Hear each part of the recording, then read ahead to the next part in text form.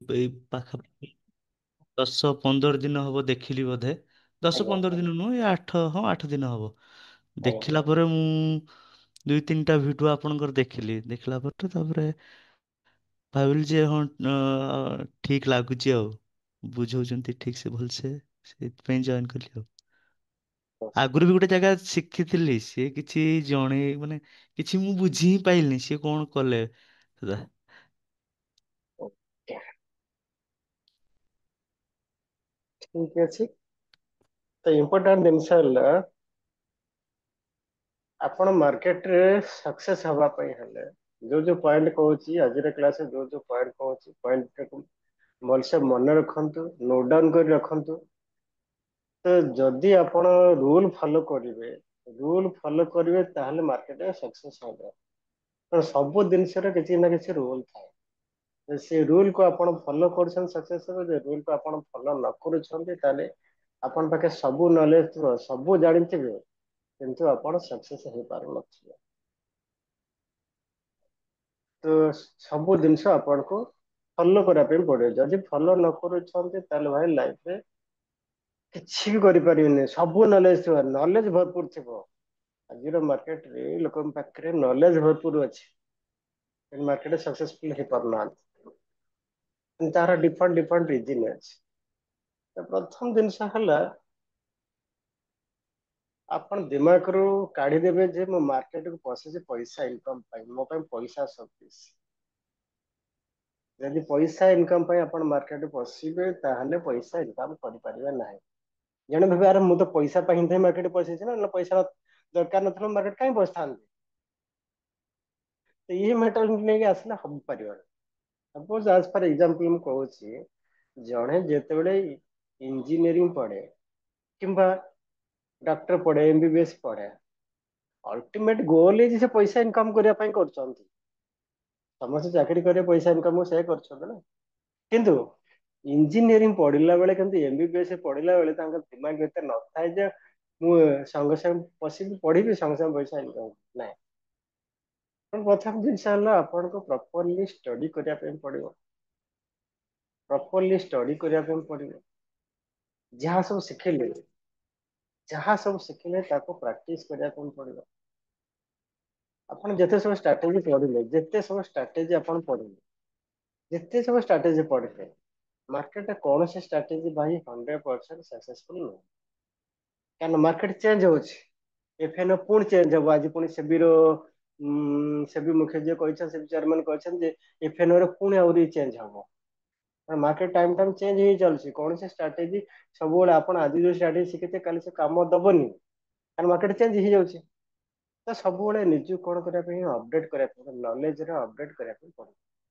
ଯେକୌଣସି ଆପଣ ଷ୍ଟ୍ରାଟେଜି ଶିଖିବେ ସବୁଥିରେ ମେରିଟ ଅଛି, ଡିମେରିଟ ଅଛି। କୌଣସି ଷ୍ଟ୍ରାଟେଜି 100% ସକ୍ସେସଫୁଲ ନୁହେଁ। କିନ୍ତୁ ଆପଣଙ୍କୁ ପ୍ରପରଲି ପ୍ରାକ୍ଟିସ କରିବା ପାଇଁ ପଡିବ। ମାର୍କେଟରେ ପଇସା ଇନଭେଷ୍ଟମେଣ୍ଟ କରିବା ପୂର୍ବରୁ ପ୍ରପରଲି ପ୍ରାକ୍ଟିସ କରିବା ପାଇଁ ପଡିବ। ପ୍ରାକ୍ଟିସ କଲା ପରେ ଆପଣ ଦେଖିଲେ ଯୋଉ ଷ୍ଟ୍ରାଟେଜିରେ ଆପଣ କାମ କରୁଛନ୍ତି, ସେ ଷ୍ଟ୍ରାଟେଜିରେ ଯଦି ଆପଣ ସକ୍ସେସ ହେଇପାରେ, କଣ୍ଟିନ୍ୟୁ ସପୋଜ ଗୋଟେ ଷ୍ଟ୍ରାଟେଜି ଆପଣ ଦେଖିଲେ 3 ମାସରେ, 3 months ଏଣ୍ଡରେ ଆପଣ କଣ ହଉଛନ୍ତି ନା ପଜିଟିଭରେ କ୍ଲୋଜ ହଉଛନ୍ତି। ଯଦି ପଜିଟିଭରେ କ୍ଲୋଜ ହଉଛନ୍ତି, ଦ୍ୟାଟ ମିନ୍ସ ସେ ଷ୍ଟ୍ରାଟେଜି ଯଦି ଆପଣ କାମ କରିବେ ରିଅଲ ମନ ଲଗେଇ, ତାହେଲେ ଆପଣ ସକ୍ସେସଫୁଲ ହେଇପାରିବେ। ତେଣୁ ସେଥିପାଇଁ କଣ କରିବାକୁ ପଡିବ ନା ପ୍ରାକ୍ଟିସ କରିବା ପାଇଁ ପଡିବ। ବିନା ପ୍ରାକ୍ଟିସରେ କୌଣସି ଷ୍ଟ୍ରାଟେଜିରେ ପଇସା ଲଗେଇବା ନାହିଁ। ଆ କଥା ଶୁଣି ପଇସା ଲଗେଇବେ, ତା କଥା ଶୁଣି ପଇସା ଲଗେଇବେ, ପେଡ ଉପରେ ପଇସା ଲଗେଇବେ। ଏସବୁ ଜିନିଷ କଲେ କଣ ହବ ନା ଆପଣ ସକ୍ସେସଫୁଲ ହେଇପାରିବେ ନାହିଁ। ମାର୍କେଟ ସବୁ ପଇସା ନେଇ ପଳେଇବ।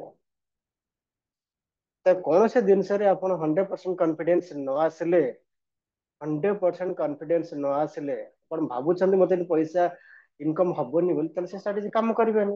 ଆପଣ 3 ମାସ ପ୍ରାକ୍ଟିସ କଲେ, ଆପଣ ସେ ଷ୍ଟ୍ରାଟେଜିରେ ଦେଖିଲେ 3 ମାସ ଲାଷ୍ଟରେ ଆପଣ ପଜିଟିଭରେ କ୍ଲୋଜ ହଉଛନ୍ତି। ଦ୍ୟାଟ ମିନ୍ସ ଏ ଷ୍ଟ୍ରାଟେଜି ଯଦି ଆପଣ କାମ କରୁଛନ୍ତି, ତାହେଲେ ଆପଣଙ୍କ ପଇସା ଇନକମ ହେଇପାରିବ। ତାହେଲେ ସେ ଷ୍ଟ୍ରାଟେଜିରେ ପଇସା ଲଗେଇବେ, ରିଅଲ ମନି ଲଗେଇବେ।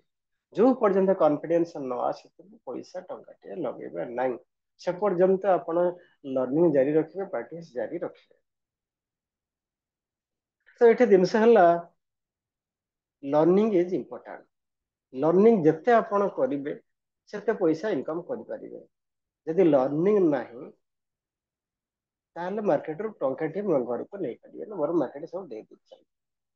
ତେଣୁ ଏଠି ଡିପେଣ୍ଡ କରୁଛି ଆପଣ ଉପରେ, ଆପଣ କେତେ ଷ୍ଟଡି କରିପାରିବେ। କୁହନ୍ତୁ ଯେତେବେଳେ ପ୍ରେଜେଣ୍ଟ ଅଛନ୍ତି ବର୍ତ୍ତମାନ କ୍ଲାସରେ, କୁହନ୍ତୁ ଆପଣ ମାନେ, ମୁଁ ଯଦି ଆପଣଙ୍କୁ ପଢିବା ପାଇଁ ଟାସ୍କ ଦିଏ, ଦିନକୁ କେତେ ଘଣ୍ଟା ଆପଣ ପଢିପାରିବେ? କେତେ ଘଣ୍ଟା ଆପଣ ପାଠ ପଢିପାରିବେ କୁହନ୍ତୁ? ଜଣେ କହିବ ସାର୍ ମୋର ବୟସ ହେଲାଣି, ମୋର ତ ଅଫିସ ବାଡି ଏତେ ସବୁ କାମ ଅଛି, ମୁଁ ପଢିପାରିବି? ତ ବିନା ନ ପଢି ପଢି ନ ପଢି ଯଦି ଆପଣ କିଛି ଜିନିଷ ଯଦି କନସର୍ନ ନ କରିବେ, କେମିତି ମାର୍କେଟ ପଇସା ଇନକମ କରିବେ? ଆପଣ ଚାକିରି କରୁଛନ୍ତି, 8 ଘଣ୍ଟା 10 ଘଣ୍ଟା କାମ କରୁଛନ୍ତି, କାମ କରିସାରିଲା ପରେ ମାସକୁ 60,000 70,000 ଟଙ୍କା ସାଲାରୀ କି 1 ଲାଖ ସାଲାରୀ ପାଉଛନ୍ତି ନା, 8 ଘଣ୍ଟା କାମ କଲା ପରେ। ତେଣୁ ନିଜ ଜବ୍ ପାଇବା ପାଇଁ ଆପଣ କେତେ ପାଠ ପଢିଛନ୍ତି, କମ୍ପିଟେଟିଭ ଏକ୍ସାମ ଦେଇଛନ୍ତି, ଏକ୍ସାମ କ୍ଲିୟର କରିଛନ୍ତି, ପାଠ ପଢିଛନ୍ତି। ତାପରେ ବିଜନେସ କଲେ, ବିଜନେସ 24 ଘଣ୍ଟା ଖଟୁଛନ୍ତି, ଖଟିଲେ ତ ପଇସା ଇନକମ କରୁଛନ୍ତି। ତ ଏଠି ଯଦି ଆମେ ନ ଖଟିବା, ତାହେଲେ କେମିତି ଆଉ ପଇସା ଇନକମ କରିବା କଥା ଭାବିବେ। ତେଣୁ ସେଇ ଅନୁସାରେ ମୁଁ ଟ୍ୟାକ୍ସ ଦେବି ଆପଣଙ୍କୁ କରିବା ପାଇଁ। ଯଦି ଟ୍ୟାକ୍ସ କରିବେ, ତାହେଲେ ଡେଫିନେଟଲି ଆପଣ ଗୋଟେ ବର୍ଷ ପରେ ସକ୍ସେସଫୁଲ ଟ୍ରେଡର ହେଇ ବାହାରିବେ। ମାନେ ଆଗରୁ ଯାହା ଲସ୍ କରି କରି ଚାଲୁଥିଲେ, ତା ଦେହରେ ବ୍ରେକ୍ ଆସିଯିବ। କୁହନ୍ତୁ କେତେ ଘଣ୍ଟା ଆପଣ ଷ୍ଟଡି କରିପାରିବେ? ମୁଁ ସାର୍ 4 ଘଣ୍ଟା କରିବି। 4 ଘଣ୍ଟା କରିପାରିବେ, ଓକେ। ସରୋଜ ସାର୍ କହିଲେ 4 ଘଣ୍ଟା ପଢିପାରିବେ, ଓକେ। ନେକ୍ସଟ। ସେ 2 ଘଣ୍ଟାରୁ 3 ଘଣ୍ଟା। ଓକେ, ସୁରେନ୍ଦ୍ର ସାର୍ କହିଲେ 2 to 3 hours ପଢିପାରିବେ, ଓକେ। ତାପରେ ଫୁଲ ଟାଇମ ଦେଇପାରିବି, 7 ରୁ 8 ଘଣ୍ଟା ଦେଇଦେବି। ଓକେ, ପ୍ରିୟ ସାର୍ କହିଲେ 6 to 7 hour ଦେଇପାରିବେ। ଓକେ, କୁହନ୍ତୁ ସରୋଜ ସାର୍। ସାର୍ आप ତିନି कितना घंटा ଘଣ୍ଟା पढ़ाई? ଆଜ୍ଞା, 3 ଘଣ୍ଟା। 3 ଘଣ୍ଟା ଦେଇପାରିବେ। ମାନେ ଆପଣ, କେବଳ ମୁଁ ପଚାରୁଛି ବୋଲି ଆପଣ ଏ ଟାଇମ କହିଦେଲେ, ନା କନଷ୍ଟାଣ୍ଟଲି ସବୁଦିନ ଏତିକି ପରିଶ୍ରମ କରିପାରିବେ? କନଷ୍ଟାଣ୍ଟଲି ଲେବର ଦରକାର। ମୁଁ କହିବା କଥା ହେଲା, ଆଜି 6 ଘଣ୍ଟା କରିବା, କାଲି ଜମା ପଡିବନି, ନାଇଁ। ସେମିତି କଲେ ଆପଣଙ୍କ ଲାଇଫରେ ଡିସିପ୍ଲିନ ରହିଲାନି।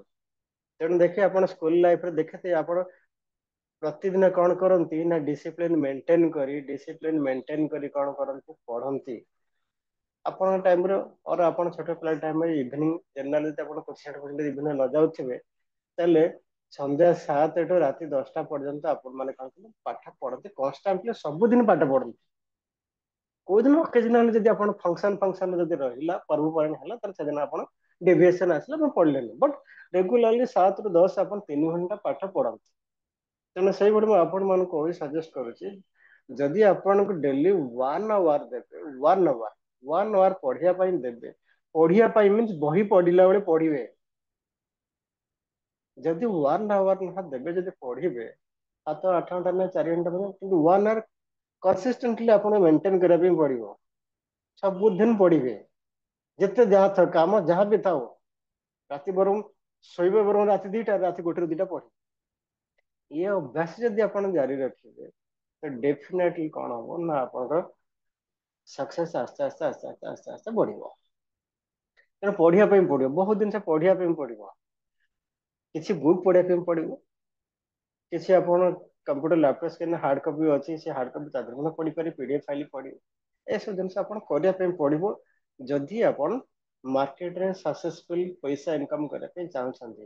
ଆପଣ ଭାବି ନେବେ, ଆପଣ ମାର୍କେଟରେ ଯେତେ ଦିନ ଏକ୍ସପିରିଏନ୍ସ ଥାଉ, ଆପଣ ଭାବି ନେବେ ଦିମାଗ ଭିତରେ ମୁଁ ଜିରୋରେ ଅଛି। ଯଦି ଜିରୋରେ ଅଛି, ତାହେଲେ ପଢିବା ପାଇଁ ଇଚ୍ଛା ହବ, ତାହେଲେ ଆପଣ ପଢିପାରିବେ। କିନ୍ତୁ ଯଦି ଆପଣ ଭାବିବେ ନାହିଁ, ମୁଁ ବର୍ଷେ କାମ କଲାଣି, 5 ବର୍ଷ କାମ କଲାଣି, 10 ବର୍ଷ କାମ କଲାଣି, ମୋ ପାଖରେ ବହୁତ ନଲେଜ ଅଛି, ମୁଁ ପଢିବିନି। ତ ଇଏ ମେଣ୍ଟାଲିଟି ଆସିଗଲେ କଣ ହବ ନା, ପଢିବାକୁ ଇଚ୍ଛା ହବନି। ମୁଁ ଭାବି ନେବେ ଆପଣ ଜିରୋ ନଲେଜ ଅଛି। ଜିରୋ ନଲେଜ ଅଛି ବୋଲି ଭାବିକି ଯଦି ଆପଣ ନିଜକୁ ନିଜେ ପଢିବାକୁ ଚେଷ୍ଟା କରିବେ, ତାହେଲେ ହେଇପାରିବ। ତାହେଲେ ଏବେ ଆପଣ କୁହନ୍ତୁ, ବୁକ୍ ହାର୍ଡ କପିରେ ପଢିବାକୁ ଆପଣ ସୁବିଧା ହବ ନା, ସଫ୍ଟ କପି ପଢିବାରେ ସୁବିଧା ହବ, ପିଡିଏଫ ଫାଇଲ? ମୋର sir soft copy, hard copy ମତେ ସୁବିଧା ହଉନି। ଆପଣ ସଫ୍ଟ କପି ପଢିବେ? ଆଜ୍ଞା ସାର୍ ମୁଁ ଅଫିସରେ ଯେତେବେଳେ ବସିଛି କଣ କରୁଛି ଯେତେବେଳେ ପଢିପାରିବି। ସୁରେନ୍ଦ୍ର ସାର୍ ଆପଣଙ୍କର? ଦିଟାଙ୍କ ସାର୍ ଚଳିବ, କିଛି ଅସୁବିଧା ନାହିଁ। ନା ହାର୍ଡ କପି ମିନ୍ସ ଆପଣଙ୍କୁ ବହି କିଣିବା ପାଇଁ ପଡିବ। ସଫ୍ଟ କପି କଲେ କିଛି ବହି ଆପଣ କ୍ୟାଣ୍ଡେଲ ଏଡିସନରେ କମ ପଇସାରେ ମିଳିଯାଇ ପାରିବ, ନଚେତ ପିଡିଏଫ ଫାଇଲ ଅଛି, ପିଡିଏଫ ଫାଇଲ ଆପଣ ପଢିପାରିବେ। ହଁ ହଁ ହଁ, ଦିଟାଙ୍କ ଚଳିବ, କିଛି ଅସୁବିଧା ନାହିଁ, ଯୋଉଟା ହେଲେ ଚଳିବ। ମାନେ ମୁଁ ଏଇଟା କହୁଛି ଆପଣ ପଢିକି ପ୍ରମ୍ପ୍ଟ କରିବା କଥା କହୁଛି, ମିନ୍ସ ୟୁ ୱିଲ୍ ମେକ୍ ଇଟ୍ ଆସ୍ career, not part time income. Career କରିବା ପାଇଁ ଚାହିଁବେ ଲାଇଫ ଟିଲ୍ ଏଣ୍ଡ ପର୍ଯ୍ୟନ୍ତ ପଇସା ଇନକମ୍ କରିବେ। ତ ମୁଁ ମୋ କଥା କହୁଛି, ମୋର ପ୍ରଥମେ ମୋ ଜବ ଆରମ୍ଭ ହେଲା ଇଞ୍ଜିନିୟରିଂ କଲେଜରେ, ମୋର ଆସିଷ୍ଟାଣ୍ଟ ପ୍ରଫେସର ହିସାବରେ ମୁଁ କାମ ଆରମ୍ଭ କଲି। 20 ବର୍ଷ କାଳ ଜବ୍ କଲି, 20 ବର୍ଷ କାଳ ଜବ୍ କଲି। ଏ ଜବ୍ ପିରିୟଡ଼ ଯେହେତୁ ଇଞ୍ଜିନିୟରିଂ କଲେଜରେ ସଫିସିଏଣ୍ଟ ଟାଇମ ଫ୍ରି ଟାଇମ ପାଉ, କାହିଁକିନା ବର୍ଷକୁ 6 ମାସ କ୍ଲାସ ହେଲେ 6 ମାସ ଖଣ୍ଡେ ଛୁଟି ଥାଏ, ମାନେ କ୍ଲାସ ନଥାଏ। ଗୋଟେ ସେମିଷ୍ଟର 3 ମାସ କ୍ଲାସ ହୁଏ, ଗୋଟେ ସେମିଷ୍ଟର 6 ମାସ ହେଲା, 6 ମାସ ଗୋଟେ ସେମିଷ୍ଟର 3 ମାସ କ୍ଲାସ ଆଉ ହୁଏନି। ତାପରେ ଜେନେରାଲ କେତେ ଡେଲି 2 or 3 କ୍ଲାସ ରୁହେ, ଡେଲି 2ଟା or 3ଟା କ୍ଲାସ, ତାଠୁ ଅଧିକା ରୁହେନି। ତେଣୁ ହାତରେ ସଫିସିଏଣ୍ଟ ଯେହେତୁ କ୍ୟାବିନ ମିଳେ, କ୍ୟାବିନ ମିଳେ, ନିଜ ପର୍ସନାଲ କ୍ୟାବିନ ମିଳେ, ତେଣୁ ସେ ଜାଗାରେ ଆପଣ କଣ କରୁଛନ୍ତି, ଶୋଇଲେ କି ବସିଲେ କି ପଢିଲେ କି କଣ କରୁଥିଲେ କେହି ଜାଣିବାର ନାହିଁ। ତେଣୁ ଆପଣ ସେ ଟାଇମରେ ମୁଁ ଆରାମରେ କାମ କରିପାରୁଥିଲି। ତେଣୁ ଜବ୍ ପିରିୟଡରେ ମୁଁ ଏସବୁ ଜିନିଷ କରୁଥିଲି, ଟ୍ରେଡିଂ କରୁଥିଲି, ପଢୁଥିଲି, ଶିଖୁଥିଲି, ସବୁ ଜିନିଷ କରୁଥିଲି। ଯେତେବେଳେ ମୋର କନଫିଡେନ୍ସ ଆସିଲା, ତ ସେତେବେଳେ ମୁଁ କଣ କଲି, ଜବ୍ ଛାଡିବା ପାଇଁ ଭାବିଲି। ଜବ୍ କରୁଥିଲି କାହିଁକିନା ଜବ୍ ତ ସାଲାରୀ ଆସୁଥିଲା, କିଛି ଟେନସନ ନଥିଲା, କରିପାରୁଥିଲି। ଫିରବି ଫ୍ୟାମିଲି ସିଚୁଏସନ, ଆଉ ତାପରେ ମୁଁ ଦେଖିଲି ମାର୍କେଟରେ ମୁଁ କ୍ୟାରିୟର କରି ପଇସା ଇନକମ କରିପାରି ଯେତିକି ସାଲାରୀ ପାଉଛି, ତାର ବହୁତ ଗୁଣାରେ ମୁଁ ପଇସା ଇନକମ କରିପାରିବି। ତେଣୁ ସେଥିପାଇଁ ମୁଁ କଣ କଲି ନା ଜବ୍ କ୍ୱିଟ୍ କରିଦେଲି। ଜବ୍ ଛାଡିକି ମୋ କ୍ୟାରିୟର ବର୍ତ୍ତମାନ ନଉଛି, ଅର୍ଥାତ୍ till and of the my life ମୁଁ ଆଜି କାମ କରିବି। ଯେତେ ଦିନ ପର୍ଯ୍ୟନ୍ତ ମୋ ହାତ ଗୋଡ ଚାଲୁଥିବ, ମୁଁ ଲାପଟପ୍ କମ୍ପ୍ୟୁଟର ଆଗରେ ବସି ପାରୁଥିବି କିମ୍ବା କ୍ଲାସ ନେଇ ପାରୁଥିବି, କହିପାରୁଥିବି, ସେତେ ଦିନ ପର୍ଯ୍ୟନ୍ତ ମୁଁ ଏବେ କ୍ୟାରିୟର କରି ପଇସା ଇନକମ କରିପାରିବି। ତ ଆକୁ ମୁଁ କ୍ୟାରିୟର କରି ଚାଲୁଛି, ମୁଁ ଆକୁ କ୍ୟାରିୟର କରି ଚାଲୁଛି। ତ ଆପଣ ମାନେ ଯଦି ପ୍ରଥମେ ତ ଜବ୍ କ୍ୱିଟ୍ କରିବେନି, ସବୁ ଜିନିଷ କାମ କରିବେ, ସବୁ ଜିନିଷ କରିବେ, ଯେତେବେଳେ ଆପଣଙ୍କ ଫୁଲ କନଫିଡେନ୍ସ ଆସିଯିବ ମାର୍କେଟରେ ଆପଣ ପଇସା ଇନକମ କରିପାରିବେ ବୋଲି, ସେ ଜବ୍ କ୍ୱିଟ୍ କରିପାରିବେ, ନହେଲେ ବର୍ବାଦ ହେଇଯିବେ। ଭାବିବେ ଆପଣ ନାଇଁ ମୁଁ ମାର୍କେଟ ପଇସା ଜବ୍ ଛାଡିଦେଇଛି ଗଲା, ଲସ୍ ଲାସ୍ କରି ପଇସା ଉଡେଇଦେ, ଜବ୍ ନଥିବ, ଇଆଡେ ପଇସା ଉଡେଇ ଦେଇଛି, ତା ପୁଣି ଲୋନ ଫୋନ କରିଦେଇଛି, ଫସିଯିବେ, ଲାଇଫ ପୁରା ପାଥାଟିକ ହେଇଯିବ। ତେଣୁ ଯୋଉ ପର୍ଯ୍ୟନ୍ତ କନଫିଡେନ୍ସ ନ ଆସେ ସେ ପର୍ଯ୍ୟନ୍ତ ଜବ୍ ରହିପାରିବେ, କନଫିଡେନ୍ସ ଆସିଲେ ଆପଣ ଜବ୍ ଛାଡିକିରି ତାକୁ କ୍ୟାରିୟର ହିସାବରେ କରିପାରିବେ। ତ ମୁଁ ଯଦି କ୍ୟାରିୟର କରିପାରୁଛି, ତାହେଲେ ଆପଣ କାହିଁ ନ କରିପାରିବେ, ଆପଣ ମାନେ ବି କରିପାରିବେ। ତ ସେଥିପାଇଁ କଣ କଲେ, କ୍ୟାରିୟର କରିବାକୁ ହେଲେ କଣ ନା ଆପଣ ପଢିବା ପାଇଁ ପଡିବ। ପ୍ରଥମ ଜିନିଷ ହେଲା ବୁକ୍ ପଢିବା ପାଇଁ ପଡିବ, ସଫ୍ଟ କପିରେ ପଢନ୍ତୁ କିମ୍ବା ହାର୍ଡ କପିରେ ପଢିବା ପାଇଁ ପଡିବ। ତାପରେ ଜିନିଷ ହେଲା, ଯେକୌଣସି କମ୍ପାନୀରେ ଆପଣ ଇନଭେଷ୍ଟମେଣ୍ଟ କରିବା ପାଇଁ ଚାହୁଁଛନ୍ତି, ଲଙ୍ଗ ଟର୍ମ କରନ୍ତୁ କିମ୍ବା ସର୍ଟ ଟର୍ମ କରନ୍ତୁ କିମ୍ବା ଇଣ୍ଟ୍ରାଡେ କରନ୍ତୁ, ସବୁ କମ୍ପାନୀ କି ଆପଣ ଜାଣିବା ପାଇଁ ପଡିବ, ପଢିବା ପାଇଁ ପଡିବ। ଅର୍ଥାତ୍ 1000ଟା ଷ୍ଟକରେ ଆପଣଙ୍କୁ କାମ କରିବା ପାଇଁ ପଡିବନି।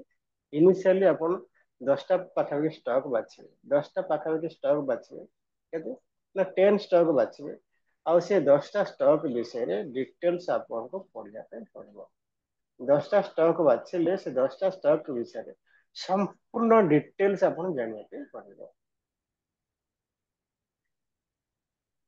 କରିପାରିବେ 10ଟା ଷ୍ଟକ୍ ବିଷୟରେ ଆପଣ ପଢିପାରିବେ, ଆପଣଙ୍କୁ ଆଜି ଟ୍ୟାକ୍ସ ଦିଆଯିବ, ଅର୍ଥାତ ଗୋଟେ ସପ୍ତାହ ୱାନ୍ ୱିକ୍ ପାଇଁ ଗୋଟେ ଗୋଟେ କମ୍ପାନୀ ମୁଁ ଦେବି ଆପଣଙ୍କୁ ହୋମୱାର୍କ ଦେବି, ୱାନ୍ ୱିକରେ ୱାନ୍ କମ୍ପାନୀ,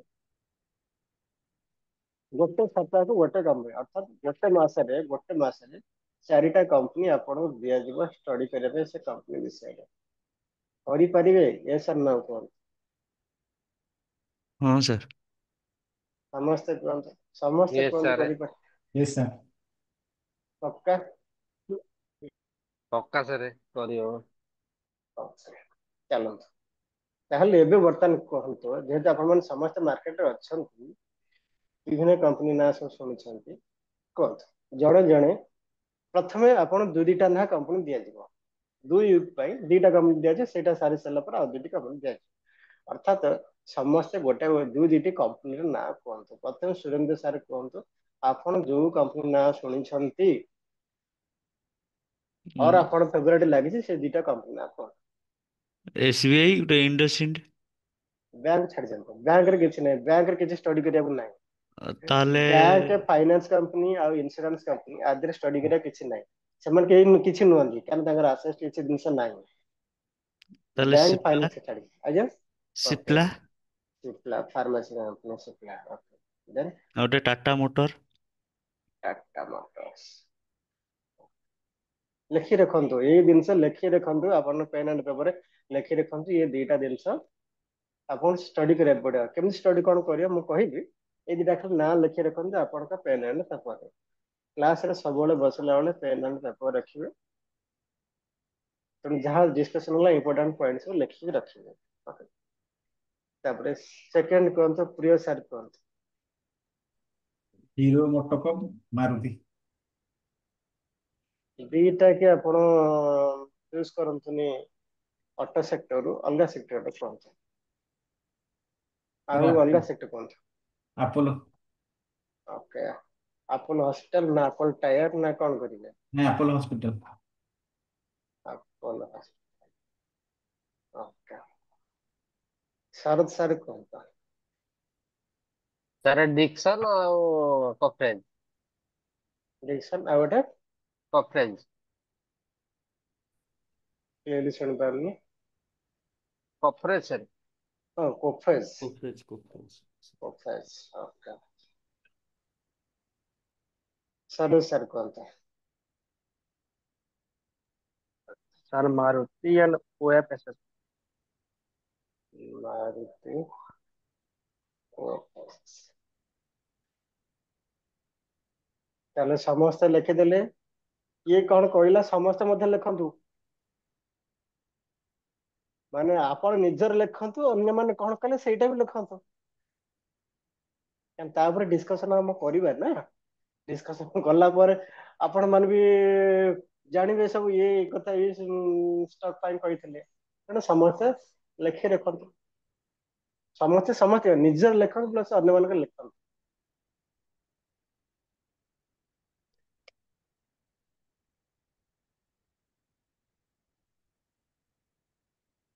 ଏମିତି ଆପଣ ମୋ କ୍ଲାସରେ ଜଏନ କରିବା ପୂର୍ବରୁ ମୋ ବିଷୟରେ ଆପଣ ଜାଣିଲେ ନା, ମୋ ଟେଲିଗ୍ରାମ ଗ୍ରୁପରେ ଜାଣିଲେ, ମୋ ୟୁଟ୍ୟୁବରେ ଜାଣିଲେ, ଏସବୁ ଜିନିଷ କିଛି କିଛି ଜାଣିଲେ। ଜାଣିଲା ପରେ ଆପଣଙ୍କୁ କିଛିଟା ଫିଲ୍ ହେଲା, ନାଇଁ ସାରଙ୍କ କ୍ଲାସରେ ଆମେ କିଛି ଜଏନ କରିବା। ତ ସିମିଲାରଲି ଯେକୌଣସି ଷ୍ଟକରେ ଆପଣ ସବୁ କାମ କରିବେ, ତା ବିଷୟରେ ଜାଣିବା ଦରକାର ନା। କେମିତି ଷ୍ଟଡି କରିବେ, କଣ କରିବେ, ଜାଣିବା ଦରକାର ନା। ସମସ୍ତେ ଲେଖିଦେଲେ। ଏ ସାର୍ ନ କୁହନ୍ତୁ।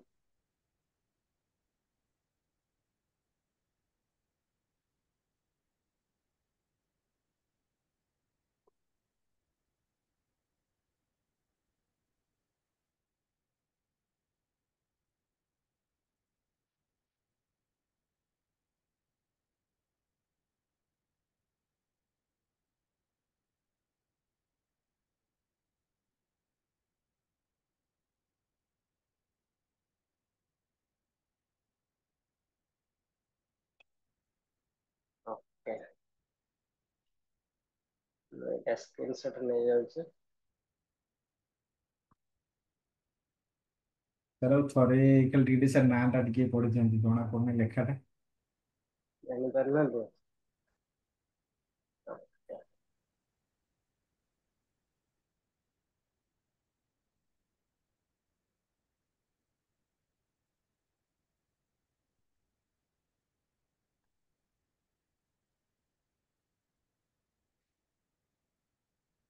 ସୁରେନ୍ଦ୍ର ସାର୍ କହିଲେ ସିପ୍ଲା ଆଉ ଟାଟା ମୋଟର୍ସ। ପ୍ରିୟ ସାର୍ କହିଲେ Hero MotoCorp, Apollo hospital. Saroj sir କହିଲେ ଡିକ୍ସନ ଆଉ କୋଫେଜ।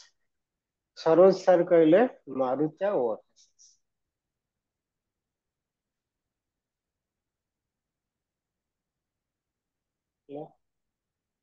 ତାହେଲେ ଏ କମ୍ପାନୀ ବିଷୟରେ କୋଉଠି କେମିତି ପଢିବେ ମୁଁ ଖାଲି ସୋର୍ସ କହିଦଉଛି। ଆଉ କଣ ପଢିବେ ଆପଣଙ୍କୁ ବୁଝନ୍ତୁ ନ ବୁଝନ୍ତୁ, ମୁଁ ଏଠି ବୁଝିବାକୁ ଆପଣଙ୍କୁ କହୁଛି। ସବୁ ଜିନିଷ ବୁଝିପାରିବେନି, ବୁଝିପାରିଲେ ତ ଭଲ କଥା, ଯଦି ନ ବୁଝିପାରୁଛନ୍ତି କିଛି ଅସୁବିଧା ନାହିଁ। ଚାଲ ସ୍କ୍ରିନର ୱେବସାଇଟ କି ଯିବେ, ୱେବସାଇଟ ହେଲା ସ୍କ୍ରିନର।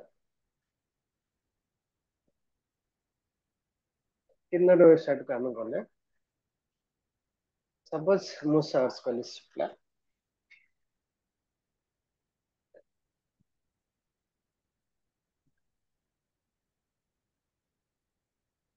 ସିପ୍ଲା ଆପଣ ମାରିଦେଲେ, ମାରିଦେଲା ପରେ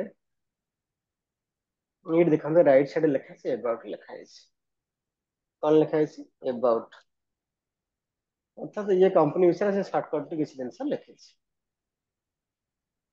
ତ ଏଠି ରିଡ ମୋର ଯଦି ଆମେ କ୍ଲିକ କରିଦେବା, ରିଡ ମୋର କଲେ କମ୍ପାନୀ ବିଷୟରେ ଏଠି ଡିଟେଲ୍ସ ଲେଖିଛି। ରିଡ ଉପରେ ଯଦି ଆପଣ କ୍ଲିକ କରିଦେବେ, ଏଠି କମ୍ପାନୀ ବିଷୟରେ ସର୍ଟକଟ ଏଠି ଲେଖା ହେଇଛି। ଏଠି ସର୍ଟକଟ ରେ ଆପଣ ବୁଝିବାକୁ ମୁଁ କହୁନି, ଆପଣ କାମ ହେଲା ଆପଣ ଆକୁ ପଢିବେ। ଯେତେ ଜିନିଷ ବୁଝିପାରେ ଭଲ କଥା, ନ ବୁଝିପାରିଲେ ଆଉ ଥରେ ପଢିବେ, କିଛି କିଛି ନଲେଜ ଆକ୍ୱାର କରିବେ।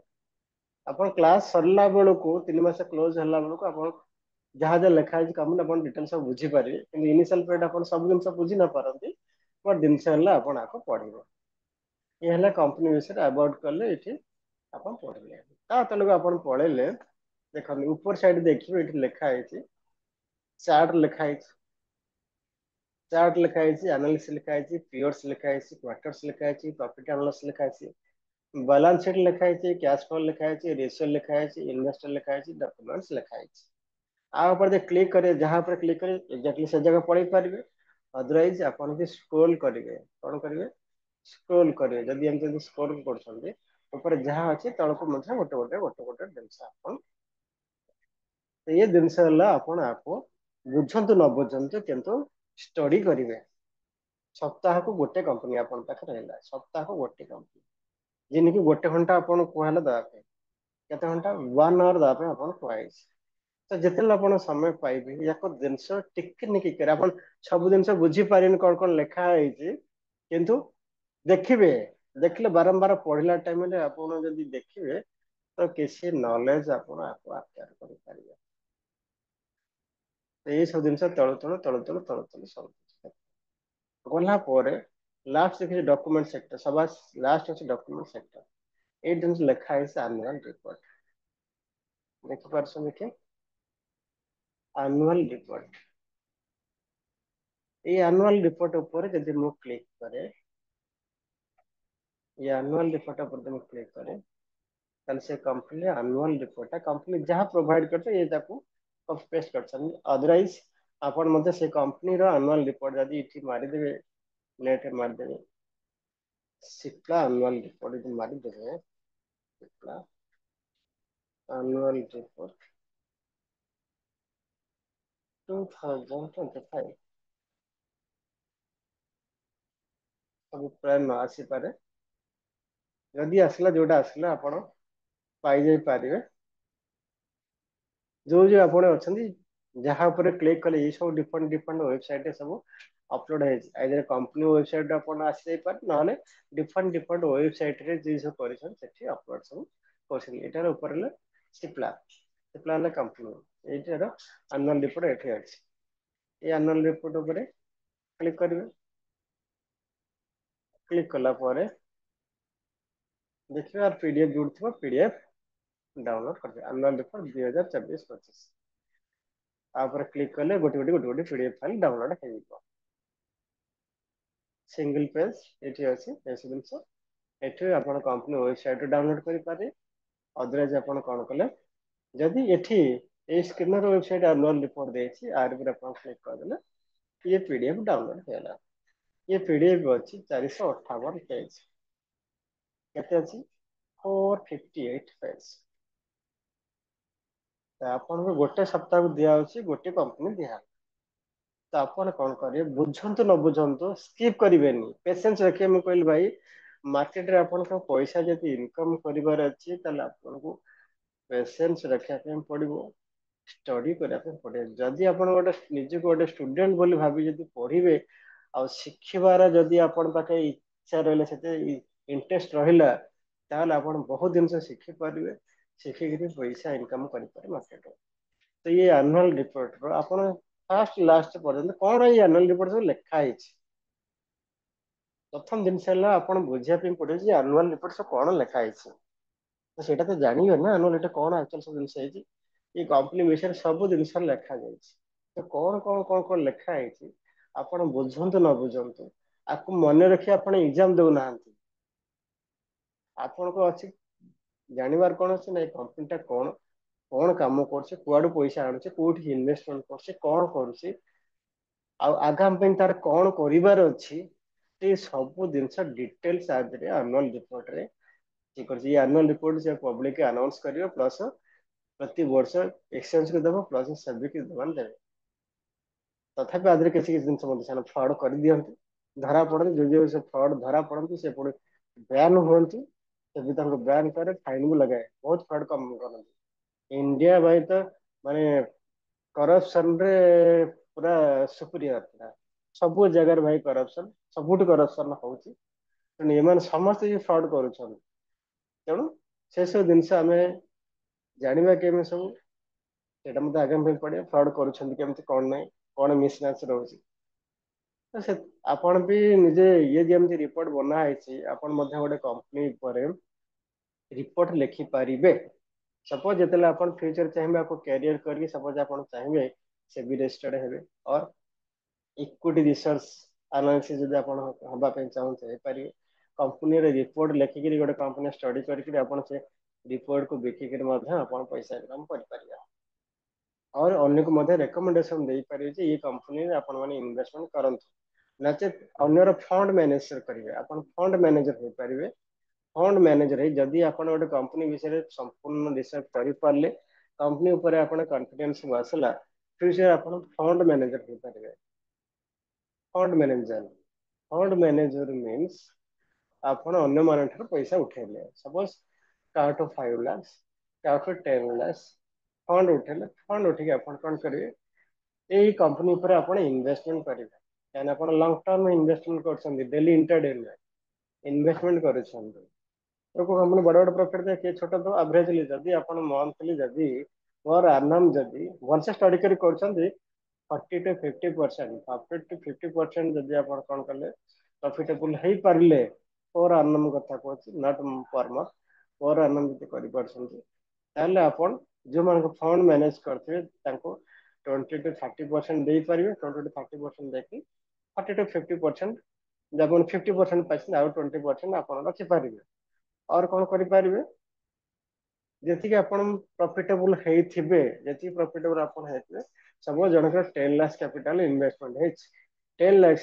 तार प्रॉफिट कर 50% that means 50 lakh 50 lakh sorry 50% 5 lakh आप प्रॉफिट कर अपन कमिशन बेसिस 30% नहीं पारे अर्थात 10 लाख 5 लाख प्रॉफिट कर प्रॉफिट करके 30% आप रखिपारे तो अर्थात आप फंड मैनेज निज फंड मैनेज कर अन्य फंड को मैनेज करके आप पैसा इनकम करें आइदर आपन गोटे देकर आप निज फीस रखिपारे नचेत जी प्रॉफिट है प्रॉफिट ऊपर 2 लाख सपोज 1 लाख प्रॉफिट है किसी असुविधा नहीं मार्केट मुव कलानी तलू तलू गलानी अधिक प्रॉफिट 1 लाख प्रॉफिट है 1 लाख 30% आप रखिदे 70% देले आप 30,000 रखिले 70,000 देले तो एमती आप करें तो अर्थात मल्टीपल जिनस अच्छी आपण कर पैसा इनकम करें इंटरडे करें सर्ट टर्म इन्वेस्टमेंट करें लॉन्ग टर्म इन्वेस्टमेंट करें प्लस अन्य फंड मैनेज कर पैसा इनकम करें तो से कौन करें आप पूरा निजे कॉन्फिडेंट रखा दरकार ना निजे शिक्षा दरकार पैसा इनकम कर शिक्षा दरकार ना अन्य कैपिटाल आनिक डुबे देवे मार्केट उड़े देले पैसा देवे कौटू घर बाड़ी जमीबाड़ी बिकी देले से पैसा आप खाऊना बढ़िया पड़े तेणु से प्रॉपर्ली स्टडी करने पड़ो यदि प्रॉपर्ली स्टडी कर पॉसिबल आज भी लोक मार्केट पैसा इनकम कर किंतु केबे हेले स्वप्न देखिए रात राति मु कोटिपति हो रात राति पैसा इनकम करी ना Rome was not built in a day Rome गोटे दिन तैयारी होता सब जिन समय लगे ତେଣୁ ଆପଣ ଯଦି ସେତିକି ପେସେନ୍ସ ରଖିବେ ପଢିବେ ତାହେଲେ ହେଇପାରିବ। ତାହେଲେ ଆପଣ ମନ ପାଇଁ ଯୋଉ ଟ୍ୟାକ୍ସ ଦିଆହେଲେ ଯୋଉ ହୋମୱାର୍କ ଦିଆହେଲା ଆପଣ ଦୁଇ ଦୁଇଟା କମ୍ପାନୀ ଚୁଜ୍ କରିଛନ୍ତି ସପ୍ତାହକୁ ଗୋଟିଏ କମ୍ପାନୀ। ତ ଇଏ ଗୋଟିଏ କମ୍ପାନୀରେ ଆପଣ କଣ କରିବେ ଇଏ ସ୍କ୍ରିନର ୱେବସାଇଟ୍ ଯାହା ସବୁ ଲେଖା ହେଇଛି ଇଏ ସବୁ ରିପୋର୍ଟ କୋଉଠି ଆଣିଛନ୍ତି ସେ ଆନୁଆଲ ରିପୋର୍ଟ ଏଠି ସବୁ ଆଣିକି ସେ ଲେଖିଛନ୍ତି। ତ ଆପଣ କଣ କରିବେ ଆକୁ ଜିନିଷ ସବୁ ପଢିବେ ପେନ୍ ଆଣ୍ଡ ପେପରରେ ନୋଟ୍ କରିଲା ଭଳି ନୋଟ୍ କରିବେ ଇମ୍ପୋର୍ଟାଣ୍ଟ ପଏଣ୍ଟ ଆପଣ ନୋଟ୍ ଡାଉନ୍ କରିବେ। ମନେ ରଖନ୍ତୁ ଇମ୍ପୋର୍ଟାଣ୍ଟ ପଏଣ୍ଟ ଆପଣ ଯାହା ଯାହା ପଢିଲେ ଯେମିତି ଆପଣ ବହି ପଢିଲେ ସମରି କରିକି ନୋଟ୍ କରୁଥିଲେ ଏକ୍ଜାମ ଦେବା ପାଇଁ ଆର ମଧ୍ୟ ଆପଣ କଣ କରିବେ ପଢିଲା ବେଳେ କିଛି କିଛି ପଏଣ୍ଟ ନୋଟ୍ ଡାଉନ୍ କରିକି ରଖୁଥିବେ। କଲେ କଣ ହବ ନା ଆପଣ ଜାଣିପାରିବେ ଯେ ଏଇ କମ୍ପାନୀର ଇମ୍ପୋର୍ଟାଣ୍ଟ ପଏଣ୍ଟ ଏଇ ସବୁ ଜିନିଷ ରହୁଛି। ତେଣୁ ଦିନକୁ ଯଦି ଘଣ୍ଟେ ଘଣ୍ଟେ ଯଦି ଆପଣ ଟାଇମ ଦଉଛନ୍ତି ତ ଗୋଟେ ସପ୍ତାହରେ ଆରାମରେ ଆପଣ ଗୋଟେ ରିପୋର୍ଟ ସାରିପାରିବେ। ମୁଁ କହୁନି ଯେ ବୁଝିବା କଥା ବୁଝନ୍ତୁ ନ ବୁଝନ୍ତୁ କିନ୍ତୁ ପଢିବେ। ଆପଣ ଯୋଉ ଯୋଉ ପଏଣ୍ଟ ଭାବିବେ ଇମ୍ପୋର୍ଟାଣ୍ଟ ପଏଣ୍ଟ ସେ ପଏଣ୍ଟ ସବୁ ଲେଖିକି ରଖିବେ। ଆଟକ ଲେଖିଲେ ପ୍ଲସ୍ ଏଇ ଯୋଉ ଆନୁଆଲ ରିପୋର୍ଟ କଲେ ଏଇ ଆନୁଆଲ ରିପୋର୍ଟରେ ଆପଣ ସବୁ ଦେଖିବେ ପଢିଯିବେ ସବୁ ଯୋଉ ଜିନିଷ ଦରକାର ନାହିଁ ଆପଣ କିନ୍ତୁ ଗୋଟେ ଗୋଟେ ଥର ରିଡିଙ୍ଗ ମାରିବେ ରିଡିଙ୍ଗ ମାରିବେ। ଯୋଉ ଯୋଉ ଜିନିଷ ଇମ୍ପୋର୍ଟାଣ୍ଟ ପଏଣ୍ଟ ତାକୁ ଲେଖି ରଖିବେ ଆଉ ଯୋଉଟା ଅଛି କେବଳ ପଢିଦେଲେ ଜାଣିଦେଲେ ତାପରେ ତାକୁ ଭୁଲିଯିବେ କିଛି ଆବଶ୍ୟକତା ନାହିଁ। ବହୁତ ଜିନିଷ ଅଛି ଯୋଉ ଜିନିଷ ଆପଣଙ୍କ କାମରେ କିଛି ଆସିବନି କିଛି ଜିନିଷ ବହୁତ କାମରେ ମଧ୍ୟ ଆସିବ। ତେଣୁ ସେ ସବୁ ଜିନିଷ ଆପଣ କଣ କରିବେ ପଢିବେ। ଏବେ କୁହନ୍ତୁ ଆପଣଙ୍କ ପାଖେ ପେସେନ୍ସ ରହିବ ତ ଏତେ ଜିନିଷ ପଢିବା ପାଇଁ କୁହନ୍ତୁ। ହଁ ମାରି ଦେବାଟା ଅଲଗା କଥା କହିଦେବାଟା ଅଲଗା କଥା କିନ୍ତୁ ପ୍ରାକ୍ଟିକାଲି କଲା ବେଳକୁ ଅଲଗା କଥା। ତାହେଲେ କୁହନ୍ତୁ ଆପଣଙ୍କ ପାଖେ ପେସେନ୍ସ ରହିବ କି ନାଇଁ ଏଇ ଜିନିଷ ପଢିବା ପାଇଁ। ଚାର୍ଟ ବସେଇ ଲେଖନ୍ତୁ କେତେ ଜଣଙ୍କ ପେସେନ୍ସ ରହିବ ଚାର୍ଟ ବସେଇ ଟିକେ ଲେଖନ୍ତୁ। ଟିକେ କଷ୍ଟ ହବ ଆଉ।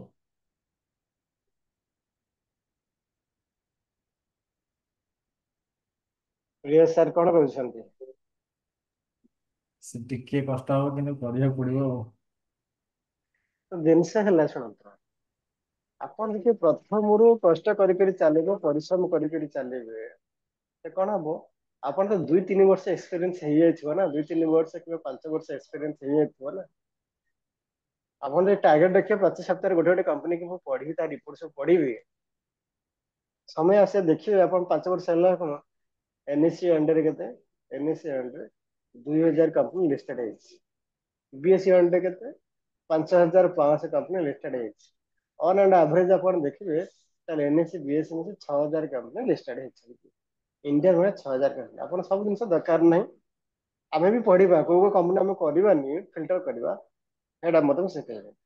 ତ ଆ ଭିତରେ 6000 କମ୍ପାନୀ ଭିତରେ ଯଦି ଆପଣ 500 5 ବର୍ଷ ଭିତରେ ଯଦି 500 କମ୍ପାନୀ ଯଦି ଆପଣ ସବୁ ଆନୁଆଲ ରିପୋର୍ଟ ଯଦି ପଢିକି ସବୁ ଜିନିଷ ଜାଣିପାରୁଛନ୍ତି ସବୁ କରୁଛନ୍ତି ମୁଁ କହିବି ଆପଣ ଇଣ୍ଟରଡେ ଟ୍ରେଡ ନ କରିକିରି ଇଣ୍ଟରଡେ ଆପଣ ଯେତିକି ବେନିଫିଟ ପାଇବା କଥା କରିକିରି ପର ଆନମ୍ ଆପଣ ମଧ୍ୟ ଲଙ୍ଗ ଟର୍ମ ଇନଭେଷ୍ଟମେଣ୍ଟ କରି ମଧ୍ୟ ସେତିକି ପଇସା ଇନକମ କରିପାରିବେ। ବେଫିକର କରିକି ଲସ୍ ନାହିଁ ବିନା ଲସ ରେ ବିନା ରିସ୍କ ତ ଅଛି ମାର୍କେଟ ଅଲୱେଜ ସବଜେକ୍ଟ ରିସ୍କ ତ ଅଛି ନିଶ୍ଚୟ କିନ୍ତୁ ଆପଣ ଲଙ୍ଗ ଟର୍ମରେ ଯେମିତି ଆପଣ ମ୍ୟୁଚୁଆଲ ଫଣ୍ଡ ପଇସା ରଖୁଛନ୍ତି କିମ୍ବା SIP କରୁଛନ୍ତି ଅଲଗା ଅଲଗା ସେକ୍ଟରରେ SIP କରୁଛନ୍ତି FD ମାରୁଛନ୍ତି ସେସବୁ ଜିନିଷ ନ କରିକିରି ଆପଣ ଏତେ ପଇସା ଇନଭେଷ୍ଟମେଣ୍ଟ କରି କରିପାରିବେ। ଇଭେନ କି ଅଛି ଆମ ଆଗକୁ ମୁଁ ପଢେଇବି ଆପଣ କ୍ୟାପିଟାଲ କଣ ହବ ନା ବଢି ବଢି ଚାଲିଥିବ କିଛି ପଇସା ଇନଭେଷ୍ଟମେଣ୍ଟ କରିଦେଲା ପରେ ଆପଣ ଫାଇନାନ୍ସିଆଲ ଫ୍ରିଡମ ଆସିଯିବ ଗୋଟେ ଫାଇନାନ୍ସିଆଲ ଫ୍ରିଡମ ଆସିଯିବ ଦ୍ୟାଟ ମିନ୍ସ କମ୍ପାନୀ ଯୁଆଡେ ବଢୁ ଯେତେ ପଇସା ବଢୁ ସେ ଅଲଗା କଥା ଷ୍ଟକ ର ଭାଲ୍ୟୁ ବଢୁ ସେ ଅଲଗା କଥା କିନ୍ତୁ ସେ କମ୍ପାନୀ ଯେତିକି ସବୁ ଡିଭିଡେଣ୍ଡ ଦଉଛି ସବୁ ପ୍ରତି କ୍ୱାର୍ଟରଲି ଯୋଉ ଡିଭିଡେଣ୍ଡ ଦଉଛି ସେ ଡିଭିଡେଣ୍ଡ ଆକାରରେ ଆପଣଙ୍କ ଘର ଚଳିବ। ଆପଣ ଯୋଉ ଇନଭେଷ୍ଟମେଣ୍ଟ କରିଛନ୍ତି ସିଏ ଅଲଗା କଥା ସେ ପଇସା ଯାହା ସେୟାର ଆପଣ ଗୋଟେ 200 ଟଙ୍କିଆ ସେୟାର କିଣିଥିବେ 10 ବର୍ଷ ପକେଟ 200 ଟଙ୍କା 2000 ଟଙ୍କା ହେଇଯାଇଥିବ କିମ୍ବା 20,000 ବି ହେଇଯାଇଥିବ ସିଏ ତ ପଇସା ଅଲଗା ପଇସା ପାଇବେ କିନ୍ତୁ ଇଏ ଯୋଉ ଡିଭିଡେଣ୍ଡ ଆପଣ ଯୋଉ ପାଇବେ ପ୍ରତି କମ୍ପାନୀ ଯୋଉ କ୍ୱାର୍ଟରଲି କିଏ 5 ଟଙ୍କା ଡିଭିଡେଣ୍ଡ ଦଉଛି କିଏ 10 ଟଙ୍କା ଦଉଛି କିଏ 100 ଟଙ୍କା ଦେଲା କିଏ 200 ଟଙ୍କା ଦେଲା ଏ ଯୋଉ ଡିଭିଡେଣ୍ଡ ଦଉଛନ୍ତି ଗୋଟେ କମ୍ପାନୀର ଆପଣ ଯଦି 100ଟା ସେୟାର କିଣିକି ପକେଇ ରଖିଛନ୍ତି ଯଦି ସେ କଣ ହେଲା ଡିଭିଡେଣ୍ଡ 100 ଟଙ୍କା ଲେଖା ଦେଲା ତାହେଲେ ଦେଖନ୍ତୁ କେତେ ଟଙ୍କା ହେଲା ଆପଣଙ୍କର 100ଟା ସେୟାର କିଣିଛନ୍ତି, ଇଏ ପାଇଲେ 10,000 ଟଙ୍କା ପାଇଲେ। ସିମିଲାରଲି ଆଉ ଅଲଗା ଅଲଗା କମ୍ପାନୀ କରିଥିବେ ସବୁ ଯାହା ଡିଭିଡେଣ୍ଡ ଅଛି, ସେ ଡିଭିଡେଣ୍ଡ ରେ ପର ଆନମ୍ ଆପଣ ଯେତିକି ଇନକମ୍ ସେଥିରେ ଆପଣ ଘର ଚଳିଯିବ। ଆଉ ରେଷ୍ଟ ରହିଲା ଆଉ ଯେତେ ପ୍ରଫିଟ ପାଉଛନ୍ତି ସେ ତ ଅଲଗା କଥା, ସେ ତ ଆପଣଙ୍କ ଲାଇଫ ପୁରା ସିକ୍योର କରିକି ରଖିବ। ବହୁତ ସୋର୍ସ ଅଛି, ଆପଣ ପେସେନ୍ସ ରହିବାକୁ ପଡିବ। ମୁଁ ସବୁ ଜିନିଷ କହିବି, ଆପଣ ପେସେନ୍ସ ଧରି ରହିବା ପାଇଁ ପଡିବ, ସବୁ ଜିନିଷ ଶିଖିବା ପାଇଁ ପଡିବ, ଆଉ ପଢିବା ପାଇଁ ପଡିବ। ବିନା ପଢାରେ ଭାଇ ହବନି। ଏବେ ବି ମୁଁ କହିଲି ଆପଣ ମାନଙ୍କ ଏଜ ଯାହା ଯଦି ଅଛି, ମୋର ଏଜ ବର୍ତ୍ତମାନ ହେଲା 45। ମୁଁ ମଧ୍ୟ କଣ କରୁଛି, ପ୍ରତିଦିନ ବସି ପାଠ ପଢୁଛି, ପେନ୍ ଆଣ୍ଡ ପେପରରେ ଲେଖୁଛି, ସବୁ ଜିନିଷ କରୁଛି। ଏବେ ବି ମଧ୍ୟ ମୋ ଲାଇଫରେ ମଧ୍ୟ ମୁଁ ଟ୍ରେନିଂ ନଉଛି, କାହିଁକିନା ପାଠ ଭାଇ ସରିବନି। ଏ ମାର୍କେଟର ନଲେଜ ବହୁତ ବଡ ଭାଇ, ବହୁତ ଜିନିଷ ଆଗକୁ ଶିଖିବା ପାଇଁ ପଡିବ। ଆପଣ ଭାବନ୍ତୁ ଯେ ଗୋଟେ ବର୍ଷ ସମ୍ପୂର୍ଣ୍ଣ ସରିଯିବ କି 5 ବର୍ଷ ସରିଯିବ। ମୁଁ ତ ମାର୍କେଟରେ 15 ବର୍ଷ ହେଲାଣି ପଢିକି ଅଛି ନା, 15 ବର୍ଷ ଭିତରେ ମୁଁ ତ ଏବେ ବି ଟ୍ରେନିଂ ନଉଛି, ଏବେ ବି ଶିଖୁଛି, ଏବେ ବି ବହି ପଢୁଛି, ଏବେ ବି ସବୁ ଜିନିଷ କରୁଛି। ତେଣୁ ଆପଣ ସବୁବେଳେ କଣ କରିବେ, learning is a continuous process. ଆପଣଙ୍କୁ ପଢା ଜାରି ରଖିବା ପାଇଁ ପଡିବ। ଯିଏ ଯେତେ ଭାଇ ପଢିବ ମାର୍କେଟରେ ସେତେ ସକ୍ସେସ ହବ। ତ ତାକୁ ମଲ୍ଟିପୁଲ ଜିନିଷ, ଇଏ ଷ୍ଟକ୍ ମାର୍କେଟରେ ଆପଣ କ୍ୟାରିୟର କରୁଛନ୍ତି, ମଲ୍ଟିପୁଲ ୱେରେ ପଇସା ଇନକମ କରିପାରିବେ। ମୁଁ ଯେମିତି କହିଲି ୟୁଟ୍ୟୁବ ରହିଲା, ୟୁଟ୍ୟୁବରେ ଆପଣ ପଇସା ଇନକମ କଲେ, ସପୋଜ ଆପଣ କଲ ଟିପ୍ସ ଦଉଛନ୍ତି, ସେଥିରେ ପଇସା ଇନକମ କରିପାରିବେ। ତା ସହିତ ଆପଣ କାହାକୁ ଟ୍ରେନିଂ ଦେଲେ ସେଥିରେ ପଇସା ଇନକମ କରିପାରିବେ। ଆପଣ ଫ୍ୟୁଚର ଫଣ୍ଡ ମ୍ୟାନେଜର ହିସାବରେ ଫଣ୍ଡ ମ୍ୟାନେଜିଂ କଲେ ସେଥିରେ ପଇସା ଇନକମ କରିପାରିବେ। ତ ଡିଫରେଣ୍ଟ ସୋର୍ସ ଅଛି। କିଛି ନ କଲେ ମଧ୍ୟ ଆପଣ ନିଜେ ନିଜର କ୍ୟାପିଟାଲ ଇନଭେଷ୍ଟମେଣ୍ଟ କରିକି ମଧ୍ୟ ଇନଭେଷ୍ଟମେଣ୍ଟ କରିକି ଟ୍ରେଡିଂ କରିକି ଆପଣ ପଇସା ଇନକମ କରିପାରିବେ। ମଲ୍ଟିପୁଲ ସୋର୍ସ ଅଛି, ଆପଣ ଯୋଉ ସୋର୍ସ ବାଛି ପାରିବେ ସେ ସୋର୍ସ ପଇସା ଇନକମ କରିପାରିବେ। କିନ୍ତୁ ତା ପୂର୍ବରୁ ଆପଣ ତ ନିଜେ ସବୁ ପଢିଥିବା ଜାଣିଥିବା ଦରକାର ନା। ଜାଣିବେ କେମିତି? ତ ଆପଣ ଖାଲି ଗୋଟେ ୟୁଟ୍ୟୁବ ଦେଖିଥିଲେ କିମ୍ବା ଗୋଟେ ବହି ପଢିଦେଲେ ସବୁ ଜିନିଷ ଜାଣିଯିବେ? ତେଣୁ ମଲ୍ଟିପୁଲ ସୋର୍ସରୁ ଆପଣଙ୍କ ନଲେଜ କଲେକ୍ସନ କରିବା ପାଇଁ ପଡିବ। ୟୁଟ୍ୟୁବ ଦେଖିବେ, ବହି ପଢିବେ, ଟ୍ରେନିଂ ନେବେ, ସବୁ ଜିନିଷ କରିବେ। କଲେ ଆସ୍ତେ ଆସ୍ତେ ଆପଣ ଆଟ ଏ ଟାଇମ ରାତିରେ ଅଧିକା କାମ କରିବାର ନାହିଁ। ତମ ଦେଖିଲ ସାର ଆସିଲାଣି, ଦେଖ ଆସିଲାଣି, ଦେଖ ସାର ଆସିଲାଣି। ହଁ ଆସନ୍ତି।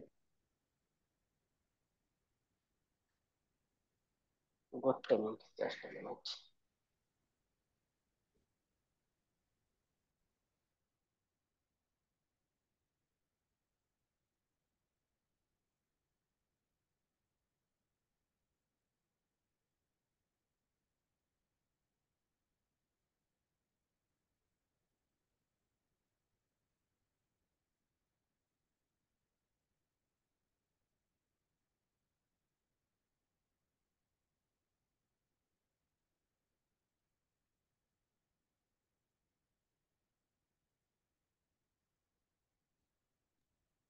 ଓକେ, ତାହେଲେ ଏଠି ଆମର ଜିନିଷ ହେଲା କଣ, ଆମେ ଯଦି ପେସେନ୍ସ ରଖିବା, ମୁଖ୍ୟ ଜିନିଷ ହେଲା ପେସେନ୍ସ ରଖିବା, ଆକୁ କ୍ୟାରିୟର ହିସାବ ନବା ପାଇଁ ଚେଷ୍ଟା କରିବା। ଯେଉଁମାନେ ଆକୁ କ୍ୟାରିୟର ହିସାବରେ ନେଇ ଆଗକୁ ବଢିବା ପାଇଁ ଚାହିଁବେ 100% ସେମାନେ ସକ୍ସେସଫୁଲ ହୋଇପାରିବେ। କିନ୍ତୁ ଯୋଉମାନେ ପାର୍ଟ ଟାଇମ କରି ଆକୁ ପଇସା ଇନକମ କରିବା ଭାବିବେ, ତ ସେମାନେ 100% ଲସ୍ କରିକି ଯିବେ। ଆପଣ ଚାକିରି କରନ୍ତୁ, ଚାକିରି ସହିତ ମଧ୍ୟ କରିପାରିବେ, କିଛି ଅସୁବିଧା ନାହିଁ। କିନ୍ତୁ ସେଇଟା ଆପଣ ମେଣ୍ଟାଲ ରହିବେ ଯେ ଏଇଟା ଫୁଲ ଟାଇମ କରୁଛି, ଆକୁ କ୍ୟାରିୟର ହିସାବରେ ନଉଛି। ଯଦି ଆପଣ ଇନଭେଷ୍ଟର ହବା ପାଇଁ ଚାହୁଁଥିବେ, ଚାକିରି ସହିତ କରିବେ, କିଛି ଅସୁବିଧା ନାହିଁ।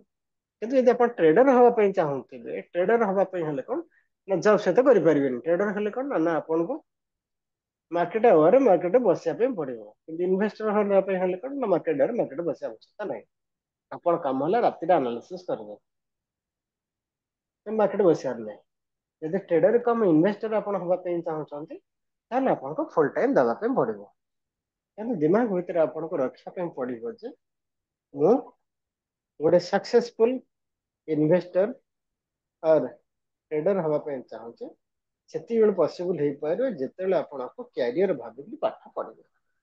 ପଢିବେ ତାପରେ କାମ କରି ଡେଫିନେଟଲି ଆପଣ ସକ୍ସେସ ହେବେ। ତ ଇଏ ଜିନିଷ ଗଲା ଆପଣଙ୍କର ପଢିବା କଥା। ତ ଆପଣ କାମ ହେଲା କଣ, ଏତ ଜିନିଷ କମ୍ପ୍ଲିଟ ଯିଏ ଯୋଉ ଭାବିଛନ୍ତି, କହିଲେ ଏବେ ଯୋଉ କମ୍ପାନୀ ନା କହିଲେ, ଏ କମ୍ପାନୀରେ ଆଜି କଣ ଆଜି କାମ ଭାଇ ଆଜି କରିବା ପାଇଁ ଆଜି रिपोर्ट को डाउनलोड करेंगे ए स्किनर वेबसाइट पड़े स्किनर वेबसाइट रे अच्छी आराम ये डाउनलोड बाहर न खोजा पे डाउनलोड तलू पड़े तलू जाए डॉक्यूमेंट सेक्टर को तलू डॉक्यूमेंट आसे आनुअल रिपोर्ट लिखा ये डाउनलोड करदे तो आज कम लगे पड़े आज कि डाउनलोड कर आज कम लगे पेसेंस रही भाई इंटरेस्टिंग जिनस नहीं स्टोरी नुहे जे आपन को धैर्य रही पढ़िया रही पेसेंस रही मु कहूँ पेसेंस रही किंतु आपन को पैसा इनकम करार अच्छी क्यारियर बनने तो पढ़ाई पड़ो जमी रुचि न रुचि खा पीता बुझ न बुझ पड़ गीता आपको आप बुझे न बुझे चेष्टा करेंगे पढ़ाई डेली 5-10 पेज पढ़े आप सुविधा जिते पाँच आट टाइम गोटे घंटा पढ़ाई आप पेसेंस रही आट ए टाइम 1 आवर पढ़ाई आपन पाखे पेसेंस रही तो केमी कर प्लान दे दूसरी जिते पढ़े 10 to 15 मिनट पढ़ु 10 to 15 आराम पेसेंस से टाइम नोट डाउन करूँ पढ़ु दिन को जो 4-5 थर पढ़ीदे जो समय अच्छा सका 10-15 पढ़दे आफ्टरनून 10-15 पढ़दे इवनिंग 10-15 पढ़दे बस 1 आवर होगा चलो एमती कर चलते कारण 1 आवर 2 आवर्स कन्स्टांट पढ़ाई पेसेंस रही कहीं ये से इंटरेस्टिंग जिन नुहे कहीं आप बुझीजे जो इंटरेस्टिंग आसो इनिशियल पेड आप तो बुझी ना पेसेंस रही पेसेंस न रही जिते पढ़ुं 10 ରୁ 20 मिनट पाखे समय दिंतु पढ़ु पढ़ु नोट डाउन कर देखो जिते आस्ते आस्ते बुझीजे ना बुझीपारे जो इंटरेस्ट आसो पढ़ाई किसी असुविधा हम कि इनिशियल तो हेनी 10-15 मिनट देकर पढ़ु ये जिनस है कौन ना आपणकर गोटे कंपनी विषय में जाना जेहेतु आम मार्केट काम करवा जो कंपनी आप आइदर इंटरडे करूँ कि सर्ट टर्म इन्वेस्टमेंट करूँ कि लंग टर्म करूँ तो से सब विषय आम टे कंपनी विषय सब कौन करिया आम जाना टी जदि आम जानुचे आमको काम करने इजी रहा न जानिक ब्लाइंडली पैसा इन्वेस्टमेंट करवा जानिक इन्वेस्ट बहुत डिफरेंस डिफरेंस रहे ये है कौन कंपनी विषय में पढ़ले जान ये सब जिन फंडामेंटल जिनस ये फंडामेंटल स्टडी हम नेक्स्ट है टेक्निकल जिनस टेक्निकल जिनस है कौन आप टेक्निकल जिनस ये चार्ट भितर भाई सब किसी जिनस अच्छे यही मार्केट विषय ये चार्ट विषय सब किसी जिनस अच्छे से गला फंडामेंटल जिनस ये है भाई टेक्निकल जिनस ये है टेक्निकल एनालिसिस चला फंडामेंटल एनालिसिस ये है टेक्निकल एनालिसिस तेणु ये चार्ट भितर भाई सब किसी जिनस लुचिता ये चार्ट को जी पढ़ी पार्ला ये चार्ट जी पढ़ी पार्ला जड़े कह ना मार्केट ऊपर जीव जड़े कह मार्केट तलू जो जड़े कहते सी किणी किए कहे मु पी किणी किए कहला मु गोटे स्टॉक को बाय करी किए कहे स्टॉक सेल करी अर्थात यही चार्ट को देखिक डिफरेंट डिफरेंट लोक डिफरेंट डिफरेंट एनालिसिस आसे तेणु आपण दी जन बस ट्रेडिंग करते ये चार्ट देखिए आप कहे जन कहे ना ऊपर मार्केट तलु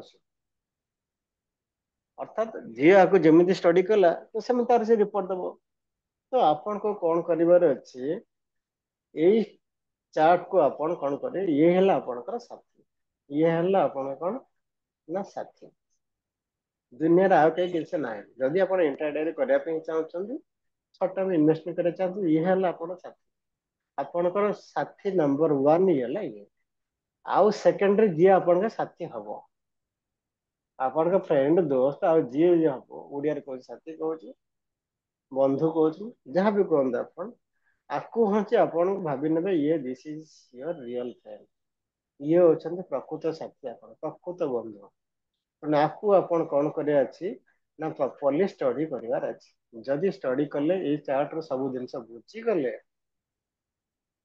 अपन लाइफ रे किसी असुविधा हो इंटरडे आप ट्रेड कर सब ये सेंसेस चार्ट लगे देखते डे टाइम फ्रेम अच्छे मुझे 5 मिनट टाइम फ्रेम करदेली यदि 5 मिनट टाइम फ्रेम करदेली ये चार्ट भितर भाई बहुत जिन लुचिक अच्छे ये लोक कहे ऊपर जो ये तलक ये विभिन्न प्रकार अच्छी ये कैंडल स्टिक अच्छी ये चार्ट पैटर्न अच्छी डिफरेंट डिफरेंट चार्ट पैटर्न आर भर लुचिक अच्छी आर भर आउ कौन अच्छे କ୍ୟାଣ୍ଡେଲଷ୍ଟିକ୍ ପାଟର୍ନ ଅଛି, ସବୁ ଜିନିଷ ଆ ଭିତରେ ଅଛି।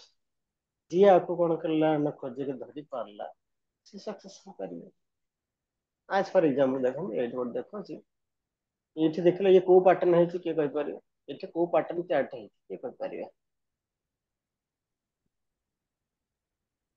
ଦେଖିବା ଯେ ଏମ୍ କୋଉଟା pattern, M M pattern. Part M pattern ହେଇଛି, ଦେଖନ୍ତୁ ଯେ ଏମ୍ ପାଟର୍ନ ହେଇଛି। ଯେତେବେଳେ ଇଏ double top. Neck line K M pattern that is double top. ଯଦି ଏଠି ବ୍ରେକ୍ ବ୍ରେକ୍ କଲା, ଯେତେବେଳେ ଏଠି ଜଣନ୍ତି କଣ କରିଥାନ୍ତା, କୋଟା କିଣିଥାନ୍ତା। ଦେଖନ୍ତୁ ଏଇ ସେନ୍ସେସ୍ ରେ ଚାର୍ଟ ଲାଗିଛି, ଏଠି ମଧ୍ୟ ଆପଣ କଣ କରିଥାନ୍ତି, ପଇସା ଇନକମ୍ କରିପାରିଥାନ୍ତି, ପସିବଲ ଅଛି।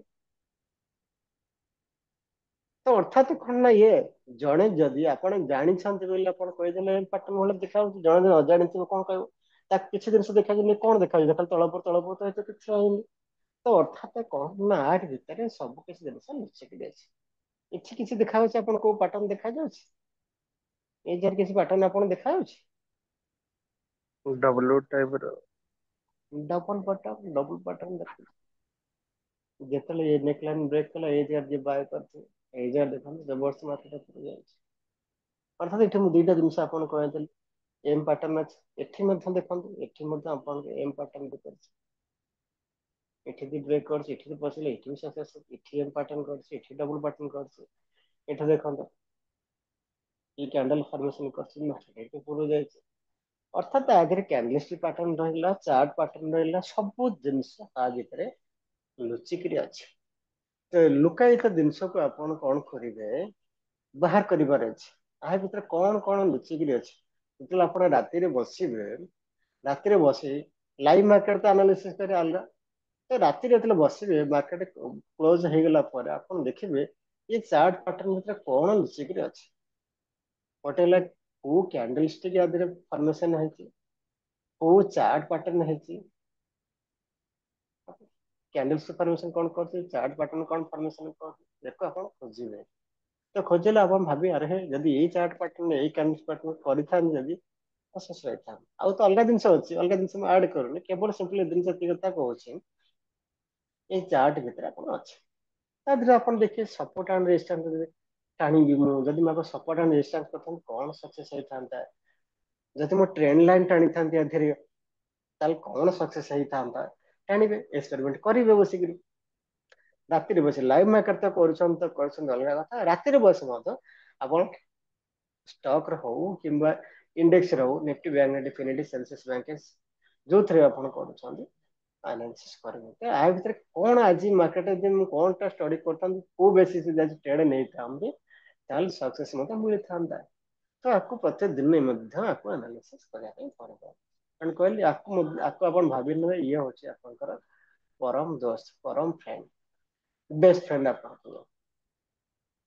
ଯଦି ଆପଣ ଭାବି ନେଲେ, ବୁଝି ନେଲେ, ଦେଖନ୍ତୁ କାଲିର ପାଟର୍ନ ଯେମିତି କରିଥିଲା, ଆଜିର ପାଟର୍ନ ସିମିଲାର ଟାଇପ ର ଅଛି। ଦେଖିବେ ସିମିଲାର ଟାଇପ, ଗୋଟେ ଗୋଟେ ଦିନ ପୁରା କପି ପେଷ୍ଟ, ପୂର୍ବ history repeat again and again. Chart ଦେଖିବେ, ଆରେ ରିପିଟ ଏଗେନ୍ ଆଣ୍ଡ ଏଗେନ୍ ହବ। ଇଏ ଯେମିତି ଦେଖନ୍ତୁ, ଇଏ ଅପ୍ ଆଣ୍ଡ ଡାଉନ୍ ହେଇଛି, ଆଜି ମଧ୍ୟ ସେମିତି ହେଇଛି, କାଲି ଉପରକୁ ଯାଇଥିଲା, ଆଜି ମଧ୍ୟ ଉପରକୁ ଯାଇଛି। ଏ ଥର ରିପିଟ ହବ। ଯେତେବେଳେ ଆପଣ ବାରମ୍ବାର ଚାର୍ଟ ଇଏ ଚାର୍ଟ ତ କୋଉ ଦିନ ଗୋଟେ ଏମିତି କରିଥିଲା। ତ ଯଦି ସେଇ ଜାଗାରେ ଆପଣ କନଫର୍ମେସନ ହେଇଯିବେ ନା, ଜାଣିଥିବେ, ତାହେଲେ ସେ ଜାଗାରେ କିଛି ହବ, ମାନେ ଆରାମରେ ଆପଣ ଟ୍ରେଡ୍ କରି ପ୍ରଫିଟେବଲ ହେଇପାରିବେ। ଏଇଠି ଦେଖନ୍ତୁ, ଏଠି ଗୋଟେ କ୍ୟାଣ୍ଡେଲଷ୍ଟିକ୍ ପାଟର୍ନ କରିଛି, ମାର୍କେଟ ଉପରକୁ ଗଲା, ତଳକୁ ଆସିଲା। ତ କୋଉ ଜାଗାରେ ରିଭର୍ସ କରିକି ଗଲା, କାହିଁକି ରିଭର୍ସ କଲା, ସବୁ ଜିନିଷ ତ ଲଜିକ ମିସିଂ ଅଛି। ମାର୍କେଟ ଏଇ ଜାଗାରେ ରିଭର୍ସ କରୁଛି, ଡେଫିନେଟଲି ଲଜିକ ଅଛି। ମାର୍କେଟ ସେଇଠୁ ଉପରକୁ ଗଲା କି ତଳକୁ ଗଲା, ସବୁ ପଛରେ ଲଜିକ ଅଛି। ଏଇ ଚାର୍ଟ ଭିତରେ ଆପଣ ଦେଖୁଛନ୍ତି ନା, ଏଇ ଜାଗାରୁ କାହିଁକି ଗଲା, ଆଉ ତଳକୁ କାହିଁକି ନଗଲା। ଇଏ ଏଇଠୁ ଗଲା, ଇଏ ମଧ୍ୟ ସେମ ଜାଗାରେ ଏଠିକୁ ଉପରକୁ ଗଲା, କାହିଁକି ଗଲା। ଡେଫିନେଟଲି ସବୁ ପଛରେ ଲଜିକ ଅଛି। ତ ଆପଣ କଣ କରିବାର ଅଛି ନା, ସେ ଲଜିକ କୁ ବାହାର କରିବାର ଅଛି।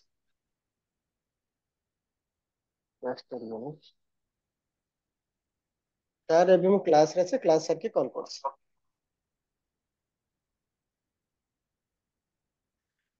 ତ ଏ ସବୁ ଜିନିଷ ହେଲା କଣ ନା, ଆମକୁ ଲଜିକ ବାହାର କରିବାକୁ ପଡିବ। ମାର୍କେଟ ଆଜି ଏ ଜାଗାରୁ କାହିଁକି ବାଉନ୍ସ କଲା, ମାର୍କେଟ ଏଇଠୁ କାହିଁକି ତଳକୁ ଖସିଲା, ଏଇଠୁ କାହିଁକି ତଳକୁ ଖସିଲା, ଏଇଠୁ କାହିଁକି ଉପରକୁ ଗଲା। ତ ସବୁ ପଛରେ ଲଜିକ ଅଛି। ତ ଆମକୁ ସେ ଲଜିକ ବାହାର କରିବାକୁ ପଡିବ। ଦ୍ୟାଟ୍ ନଟ୍ ମିନ୍ ସବୁବେଳେ ଲଜିକଟା 100% ଟ୍ରୁ ହବ ବୋଲି ସେମିତି ନାହିଁ, କିନ୍ତୁ ପାଟର୍ନ ପ୍ରାୟ ସମୟ ସମାନ ରହିବ। ପାଟର୍ନଟା କଣ ହବ ନା ସବୁବେଳେ ପ୍ରାୟ ସମୟ ସମାନ ରହିବ। ତେଣୁ ସେଥିପାଇଁ ତ ଆମର ରହିଲା କଣ, ଯେତେବେଳେ ଆମ ଲଜିକ ଯଦି କାମ ନ କରୁଛି ତା ଆମ ପାଇଁ ରହିଲା କଣ ନା ଡିସିପ୍ଲିନ। ଡିସିପ୍ଲିନ ଅର୍ଥାତ ଆମେ ଷ୍ଟପ୍ ଲସ୍ ମେଣ୍ଟେନ କରୁଛେ। ପ୍ରପର ଷ୍ଟପ୍ ଲସ୍ ନେଇ ବାହାରିଯିବା, ଯୋଉଥିପାଇଁ କି ବଡ ଲସ୍ ଆମର ହବ ନାହିଁ। ବଡ ଲସ୍ ହବନି, ବଡ ଲସ୍ ରୁ ବଞ୍ଚିଯିବା। ପ୍ରଫିଟ କରିବା, ବଡ ବଡ ପ୍ରଫିଟ କରିବା, କିନ୍ତୁ ଲସ୍ କଲାବେଳେ ଛୋଟିଆ ଛୋଟିଆ କରିବା। କନସିଷ୍ଟେଣ୍ଟଲି ଯେତେବେଳେ ଆମେ ସକ୍ସେସ୍ ହେଇ ଚାଲିବା, ଲସ୍ ତ ନିଶ୍ଚୟ ହବ। 15 ଦିନ ଲସ୍ ହବ, କିନ୍ତୁ ଯଦି 5 ଦିନ ଆପଣ ପ୍ରଫିଟ କରୁଛନ୍ତି, ମାସ ଶେଷରେ ଆପଣ ପ୍ରଫିଟେବୁଲ କ୍ଲୋଜ ହେବେ। ତେଣୁ ଆପଣଙ୍କ ସେଇଭଳିଆ କାମ କରିବାର ଅଛି। 15 ଦିନ ଲସ୍ କରିବେ କିନ୍ତୁ 5 ଦିନ ପ୍ରଫିଟ ହେବେ, ସେଇ 5 ଦିନ କଣ ହବ ଆପଣଙ୍କୁ ପଇସା ଦେଇକି ଦେଖନ୍ତୁ, ଏଇଠି ଦେଖନ୍ତୁ, ଏଇଠି ମାର୍କେଟ ବଡ ପ୍ରଫିଟ ଦେଲା, ଛୋଟିଆ ଲସ୍ କରିଥିବେ, ଏଇଭଳିଆ ତ ବଡ ବଡ ଦେଲା, ଆପଣ ମୁଭ୍ ପାଇଯିବେ। ଏ 8 ତାରିଖ ଦେଖନ୍ତୁ, ଏଠି ତଳକୁ ଖସିଛି, ଏଠି ଉପରକୁ ଗଲା। ଯଦି ଏଇଭଳିଆ ଆପଣ ଜିନିଷ ପାଇ ଯାଉଛନ୍ତି, ଅର୍ଥାତ 15 ଦିନ ଛୋଟିଆ ଲସ୍ ହେଇଥିଲା, କିନ୍ତୁ 5 ଦିନରେ ବଡ ବଡ ପ୍ରଫିଟ ପାଇବେ, ତାହେଲେ ଏଇଠି ଦେଖନ୍ତୁ, ଇଏ ଗୋଟେ ବଡ ପ୍ରଫିଟ ପାଇଲେ, ସେଠି ବଡ ପ୍ରଫିଟ ପାଇଲେ। ମାସକେ ଏମିତି 6-7 ଦିନ ଆସିବ, ମାସରେ 6-7 ଦିନ ଏମିତି ଆସିବ, ବଡ ବଡ ମୁଭ୍ ଆସିବା, ଏଥିରେ ଉପରକୁ ଯାଉ କିମ୍ବା ତଳକୁ ଯାଉ। ଯେତେବେଳେ ଆପଣ ସେ ମୁଭ୍ କୁ ସବୁ କ୍ୟାପଚର କରିଦେଲେ, ଏଇଠି ଦେଖନ୍ତୁ ମାର୍କେଟ ଏଠି ପୁରା ରକେଟ ଭଳିଆ ପଳେଇଲା, ୱାନ୍ ସାଇଡ ଡିରେକ୍ସନ ଯାଇଛି ଇଏ। ତାପରେ ଇଏ ଯେମିତି ଉପରକୁ ଯାଇଛି ସେମିତି ମଧ୍ୟ ତଳକୁ ଆସିଲା। ଏଠି ଦେଖନ୍ତୁ ଉପରେ ଡବଲ ଟପ୍ ଫର୍ମେସନ କଲା, ଡବଲ ଟପ୍, ଏଠି ତ ଉପରକୁ ପଳେଇଲା, ଡବଲ ଟପ୍ ଫର୍ମେସନ କଲା, ଡବଲ ଟପ୍ ଫର୍ମେସନ କରି ଏଠି ଆପଣ ଏଠି ସେଲ୍ କଲେ, ବସିକି ରହିଲେ, ଷ୍ଟପ୍ ଲସ୍ ଟେଲ୍ କରି କରି ଗଲେ, ଦେଖିଲେ ଏଠି ତ ବସ ପ୍ରଫିଟ ପାଇଲେ। 15 ଦିନ ଆପଣ ଏମିତି ଆନାଲିସିସ୍ ହବା ଦରକାର, ଯଦି 15 ଦିନ ଲସ୍ କରୁଛନ୍ତି କିନ୍ତୁ 5 ଦିନ ଯଦି ଆପଣ ପ୍ରଫିଟ ରହୁଛନ୍ତି, ତାହେଲେ ମନ୍ଥ ଏଣ୍ଡରେ ଭଲ ପ୍ରଫିଟରେ କ୍ଲୋଜ ହେବେ। କାହିଁକି ନା ମାସେ 4-5 ଦିନ ଏମିତି ବଡ ବଡ ମୁଭ୍ ଆସିବ। ସବୁ ମାସରେ ଆସିବା କଥା ଆସିବ, ସବୁବେଳେ ମାର୍କେଟ ସାଇଡ ୱେଜ ରହିବନି। ତେଣୁ ଆପଣଙ୍କର ଆନାଲିସିସ୍ ସେମିତି ରହିବା ଦରକାର, ଯେମିତି କି ଆପଣ ମାର୍କେଟରୁ ବଡ ପ୍ରଫିଟ ନେଇପାରିବେ, ଛୋଟ ଲସ୍ ରେ ବାହାରି ଯାଇପାରୁଥିବେ। ତେଣୁ ସେ ପ୍ରକାର ଡିସିପ୍ଲିନ କଣ ହବ ଆପଣଙ୍କ ପାଖରେ ରହିବା ଦରକାର। ତେଣୁ ଇଏ ରାତି ଅଧିଆ ହବନି। ଆପଣ ଭାବିଛନ୍ତି ମୁଁ ଆଜି ଶିଖିବି, କାଲି ସକାଳେ ମାର୍କେଟ କି କରିବେ, ହବନି। ତା ପାଇଁ ମଧ୍ୟ ଆପଣଙ୍କୁ ପରିଶ୍ରମ କରିବା ପାଇଁ ପଡିବ। ସବୁବେଳେ ଆପଣଙ୍କୁ ଏଇ ଚାର୍ଟକୁ ଆନାଲିସିସ୍ କରିବା ପାଇଁ ପଡିବ। କଣ କରିବା ପାଇଁ ପଡିବ ନା ଏଇ ଚାର୍ଟକୁ ଆନାଲିସିସ୍ କରିବା ପାଇଁ ପଡିବ। ଯଦି ଆପଣ ଆନାଲିସିସ୍ କରନ୍ତି, ଇଏ ଦେଖନ୍ତୁ ଏଇଠି ଗୋଟେ ଟ୍ରେନ୍ ଲାଇନ ଟା ମାର୍କେଟ ଏଇଠି ଯାଉଛି, ଦେଖନ୍ତୁ ଏ ଟ୍ରେନ୍ ଲାଇନ ସପୋର୍ଟ ନେଇକି ଯାଇଛି, ସପୋର୍ଟ ନେଲା ଆପଣ ପଶିଲେ, ପ୍ରଫିଟେବୁଲ ନେଲେ। ଏଠି ମଧ୍ୟ ଉପରେ ଟ୍ରେନ୍ ଲାଇନ ଟାଣା ଯାଇଛି, ଏପଟେ ଟ୍ରେନ୍ ଲାଇନ ବ୍ରେକ୍ କଲା, ଏଠି ମଧ୍ୟ ଉପରକୁ ହେଲା। ତ ଏମିତି ବହୁତ ଜିନିଷ ଆ ଭିତରେ ଲୁଚିକିରି ଅଛି। ତ ଆପଣଙ୍କୁ ନିଜର ଲଜିକ ଲଗେଇ, ନିଜର ଦିମାଗ ଲଗେଇକି ତାକୁ ବାହାର କରିବାକୁ ହବ। ଯଦି ଦିମାଗ ଲଗେଇ ବାହାର କରିପାରୁଛନ୍ତି, ତାହେଲେ କଣ ହବ ନା ଆପଣ ସକ୍ସେସଫୁଲ ଟ୍ରେଡର ଗୋଟେ ହେଇପାରିବେ, ସକ୍ସେସ ହେଇପାରିବେ। ତେଣୁ ଇଏ ଭାଇ ରାତି ଅଧିଆ ହବନି, ଓଭର ନାଇଟ୍ ଇଏ ସକ୍ସେସ ନୁହେଁ। ଆପଣ ସମୟ ଦେବା ପାଇଁ ପଡିବ, ପଢିବା ପାଇଁ ପଡିବ। ଯଦି କରୁଛନ୍ତି ତାହେଲେ ଡେଫିନେଟଲି ଆପଣ ସକ୍ସେସ ହେବେ। କଣ କହୁଛନ୍ତି? ସମସ୍ତେ ରାଜି ଅଛନ୍ତି ପରିଶ୍ରମ କରିବା ପାଇଁ? ପରିଶ୍ରମ କରିବେ ନା ଓଭର ହେଇଯିବ?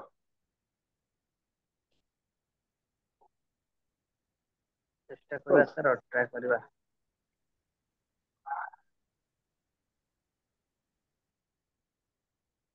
ଚିରଞ୍ଜୀବ ସାର୍ କଣ କହୁଛନ୍ତି? କରିବା ତ ନିଶ୍ଚୟ ସାର୍। ମାର୍କେଟ ଯଦି ଆପଣ ସକ୍ସେସ ହବା ପାଇଁ ଚାହୁଁଛନ୍ତି, ପଇସା ଘରକୁ ନେଇକି ଯିବା ପାଇଁ ଚାହୁଁଛନ୍ତି, ତେଣୁ ସବୁ କିଛି ଡିପେଣ୍ଡ କରୁଛି ଭାଇ ଆପଣ ପରିଶ୍ରମ କରିବା। ଯେ ଯେତେ ପରିଶ୍ରମ କରିବ, ମୁଁ କହିଲେ ମୁଁ ପ୍ରତିଦିନ ରାତି 2ଟାରେ ଶୋଉଛି। ରାତି 2ଟାରେ ସବୁଦିନ ମୁଁ ଶୋଉଛି। କାହିଁକି ରାତି 2ଟାରେ ଶୋଉଛି? କାରଣ ପ୍ରତିଦିନ ମତେ ନୂଆ ନୂଆ ଜିନିଷ କଲଚର କରିବା ପାଇଁ ପଡିବ। ମାର୍କେଟ ଯେମିତି ଚେଞ୍ଜ ହଉଛି, ସବୁ ଜିନିଷ ଆପଣ କଲଚର କରିବା ପାଇଁ ପଡିବ, ନିଜକୁ ଅପଡେଟ ହେବା ପାଇଁ ପଡିବ। ଏଆଇ ଯୁଗ ଆସିଗଲା, ଆର୍ଟିଫିସିଆଲ ଇଣ୍ଟେଲିଜେନ୍ସ ଆଗେ ଆସିଗଲାଣି, ଏଆଇ ଆସିଗଲାଣି। ତ ଏଆଇ ୟୁଜ କରି ମତେ କାମ କରିବା ପାଇଁ ପଡିବ। ଏଆଇ ୟୁଜ କରି ଆପଣ କିଛି ଜିନିଷ କହିବି ମଧ୍ୟ, ଆପଣ ଟ୍ରେନିଂ କ୍ଲାସ ହେଲେ ଏଆଇ ଲଗେଇକିରି କେମିତି ଆପଣ କାମ କରିପାରିବେ, ଯୋଉ ଜିନିଷ ଆପଣ ଘଣ୍ଟା ଘଣ୍ଟା ଧରି ପରିଶ୍ରମ କରୁଥିଲେ, ଏଆଇ ମଧ୍ୟ ଆପଣ ଆସାନ କରିଦବ କାମ, 5 ମିନିଟ 10 ମିନିଟ ଆନାଲିସିସ୍ ସବୁ ଜିନିଷ ରିପୋର୍ଟ ବାହାର କରି ଆପଣ ଦେଇଦବ, କରିପାରିବେ। ଏଆଇ ୟୁଜ ଲଗେଇକି, ଏଆଇ ୟୁଜ କରି କେମିତି କରିବେ ସେଇଟା ମଧ୍ୟ ଆପଣ ସରିଲା ବେଳକୁ, କୋର୍ସ ସରିବା ଆସିଲା ବେଳକୁ ଆପଣଙ୍କୁ ଏଆଇ ୟୁଜ କରି କେମିତି କରିପାରିବେ ସେ ଜିନିଷ କରିପାରିବେ। ଷ୍ଟକ୍ ସିଲେକ୍ସନ କରିପାରିବେ, ସପୋର୍ଟ ଆଣ୍ଡ ରେଜିଷ୍ଟାନ୍ସ ବାହାର କରିପାରିବେ, ସବୁ ଜିନିଷ କରିପାରିବେ। ଏଆଇ ତ ସେମିତି ଡେଭଲପ ହେଲାଣି। ତ ଆପଣ ମତେ ଟେକ୍ନିକାଲି ଆପଣଙ୍କୁ ଅପଗ୍ରେଡ କରିବା ପାଇଁ ପଡିବ। ଆପଣ ଭାବିବେ ମୁଁ ଟେକ୍ନିକାଲ ମୋବାଇଲ କମ୍ପ୍ୟୁଟର ମତେ ଏତେ ନଲେଜ ନାହିଁ, ମୁଁ ଏଇ ଜିନିଷ କରିବି, ନିଜକୁ ଅପଗ୍ରେଡ କରିବା ପାଇଁ ପଡିବ। ତ ଯଦି ପରିଶ୍ରମ କରିବେ ତାହେଲେ ଡେଫିନେଟଲି ଆପଣ ମାର୍କେଟରୁ ପଇସା ଇନକମ କରିପାରିବେ। କଣ କହୁଛନ୍ତି? ସମସ୍ତେ ରାଜି ତ ସାର୍। ପରିଶ୍ରମ କରିବା ପାଇଁ? ହଁ ସାର୍। ହଁ ସାର୍। ଇନିସିଆଲି ତ କଷ୍ଟ ବହୁତ ହବ, କରିବାକୁ ପଡିବ ଆଉ। ये मार्केट है, ଯିଏ ଭାଇ କଷ୍ଟ କରିବେ ସେ ହିଁ ପଇସା ଇନକମ କରିବ। ଯିଏ ବିନା କଷ୍ଟ ଭାବିବେ କଣ ମୁଁ ସର୍ଟକଟଲି କିଛି ପଇସା ଇନକମ କରି ପଳେଇବି, ସର୍ଟକଟଲି କରି ପଇସା ଇନକମ କରି ପଳେଇବି, ଭାଇ ହବନି। ଦୁନିଆରେ ଯଦି ସମସ୍ତେ ସର୍ଟକଟ କରି ସେୟାର ମାର୍କେଟ ପଇସା ଇନକମ କରିପାରନ୍ତେ ତ ସବୁ ତ କମ୍ପାନୀ ବନ୍ଦ କରିଦିଅନ୍ତେ, ସବୁ ତ ଲୋକ କାମ ବନ୍ଦ କରିଦିଅନ୍ତେ, ଚାକିରି ବନ୍ଦ କରିଦିଅନ୍ତେ, ଏ ମାର୍କେଟରେ ପଇସା ସମସ୍ତେ ପଇସା ଇନକମ କରି ପକାନ୍ତେ। Never possible. ये मार्केट ସେଇମାନେ ହିଁ सक्सेस ହେଇପାରନ୍ତି, ସେଇମାନେ ପଇସା ଇନକମ କରିପାରନ୍ତି ଯୋଉମାନେ ଯୋଉମାନେ କଠିନ ପରିଶ୍ରମ କରନ୍ତି। ଏଠି ପଇସା ଇନକମ କରିବା ବହୁତ ସହଜ, କିନ୍ତୁ ପଇସାଟା ସେଭ୍ କରି ରଖିବା, ମାର୍କେଟ ଘରକୁ ନେଇକି ଯିବା, ଡିମାର୍ଟ ଆକାଉଣ୍ଟରୁ ନିଜ ଆକାଉଣ୍ଟକୁ ପଇସା ନେଇକି ଯିବା ବହୁତ ଡିଫିକଲ୍ଟ।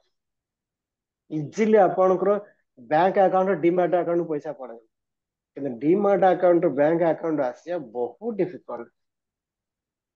ସେଇମାନେ ମାର୍କେଟରୁ ପଇସା ନେଇକି ଯାଇପାରିବେ ଯିଏ ଧୈର୍ଯ୍ୟର ସହିତ ମାର୍କେଟରେ ପଢିକି ରହିଲା, ସମୟ ଦେଲା, ପଢିଲା, ପଇସା ପଛରେ ପଡିଲାନି। ସେ ପଇସା ପଛରେ ପଡିଲାନି, ପଇସା ଇନକମ ଚକ୍କରରେ ପଡିଲାନି। ସେ କେବଳ କଣ ଭାବିଲା, ନାଇଁ ମୁଁ ପରିଶ୍ରମ କରିବି, କ୍ୟାରିୟର ବନେଇବି, ପଢିବି, ପଇସା ଇନକମ କରିବି। ପସିବୁଲ, ପସିବୁଲ, କିଛି ଅସୁବିଧା ନାହିଁ, ଆପଣ ମାର୍କେଟ କରିପାରିବେ। ତ ସେଥିପାଇଁ ଆପଣ ପାଖରେ କଣ ରହିବା ଦରକାର, ପେସେନ୍ସ ରହିବା ଦରକାର।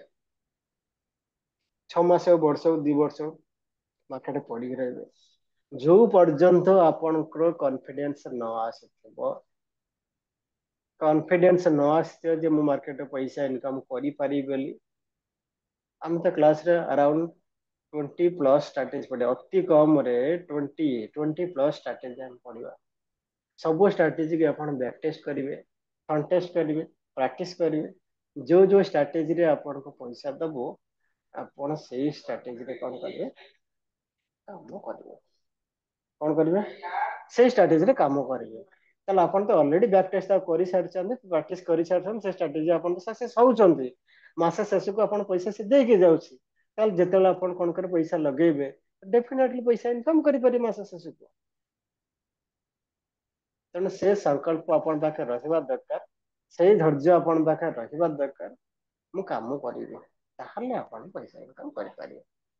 ତେଣୁ ଇଏ ହେଲା ଆପଣ ଭାଇ ପ୍ରଥମ ଜିନିଷ ହେଲା କଣ, ଆପଣଙ୍କର କମ୍ପାନୀ ବିଷୟରେ ପଢିବା। ସେକେଣ୍ଡ ଜିନିଷ ହେଲା ଏଇ ଚାର୍ଟ। ତାପରେ ଆପଣ ଟ୍ରେନିଂ କ୍ଲାସରେ ଡିଫରେଣ୍ଟ ସ୍କାନର ମାଧ୍ୟମ ଆପଣ ପ୍ରୋଭାଇଡ କରିବେ, ଯିଏକି ଆପଣଙ୍କୁ କାମ କରିବାରେ ବହୁତ ଆସାନ କରିଦେବ। ଚାଲନ୍ତୁ, ଏବେ ଆଜି ଯୋଉମାନେ ନୂଆ ଜଏନ କରିଛନ୍ତି ସେମାନଙ୍କୁ ଆଜି 2ଟା ସ୍କାନର ମୁଁ ଆପଣଙ୍କୁ ପ୍ରୋଭାଇଡ କରୁଛି, 1 ମନ୍ଥ ପାଇଁ ଆପଣଙ୍କ ପାଖରେ ରହିଲା। ତ ଆପଣ ତାକୁ କଣ କରିବେ, ଏବେ ତ ଆପଣ ପଢା ହେଇନି, କିନ୍ତୁ ଆପଣ ତାକୁ ଲାଇଭ ମାର୍କେଟ ପ୍ରାକ୍ଟିସ କରିବେ।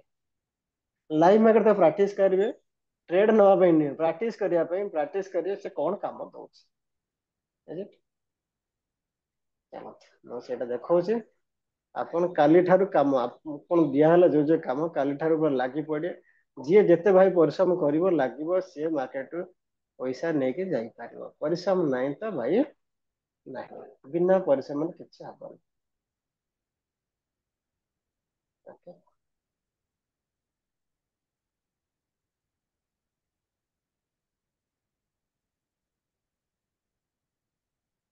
ଆପଣଙ୍କ ଟ୍ରେଡିଂ ଭ୍ୟୁ ଆଇଡି ମତେ ଦେଇଦେବେ, 2ଟା ସ୍କାନର ଆପଣଙ୍କୁ ଆଡ କରାଯିବ। ଓକେ, ଯୋଉଟା ଆପଣ ଦେଖୁଛନ୍ତି ଚାର୍ଟ ଦେଖୁଛନ୍ତି,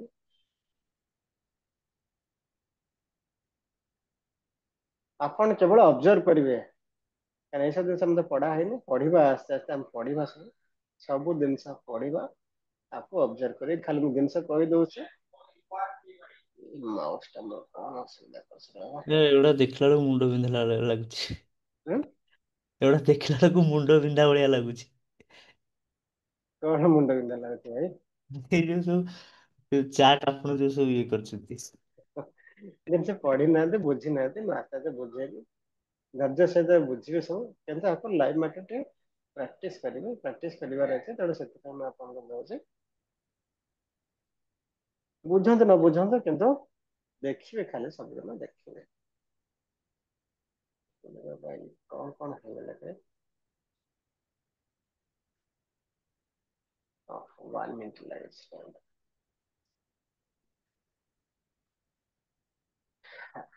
ଏସବୁ ଜିନିଷ ଆମେ ପଢିନେ ଏବେ ଆପଣ ସବୁ ପଢେଇବି ମୁଁ ସବୁ ପଢେଇବି କିନ୍ତୁ ତା ପୂର୍ବରୁ ଦେଉଛି ଆପଣ ଖାଲି ଦେଖନ୍ତୁ ପ୍ରତିଦିନ ଖାଲି ଦେଖିବେ ପ୍ଲେନ ଚାର୍ଟ ଦେଖିବେ ପ୍ଲେନ ଚାର୍ଟ ଦେଖିବେ ବସ୍ ତାକୁ ଦେଖିବେ ଗୋଟେ ଦିଟା ଜିନିଷ ଆପଣ ଦେଖୁଛନ୍ତି ତା ଦେହରେ କଣ ଅଛି ଇଏ ତଳେ ଯୋଉ ଦେଖୁଛନ୍ତି ମୁଁ ଏଇଟା ନେଇ ଆସି ଦେଖନ୍ତୁ ତା ଦେହରେ କଣ ଦେଖୁଛନ୍ତି ଇଏ ହେଲା କଣ ଟାଇମ ଫ୍ରେଣ୍ଡ 1 ମିନିଟ କରୁଛି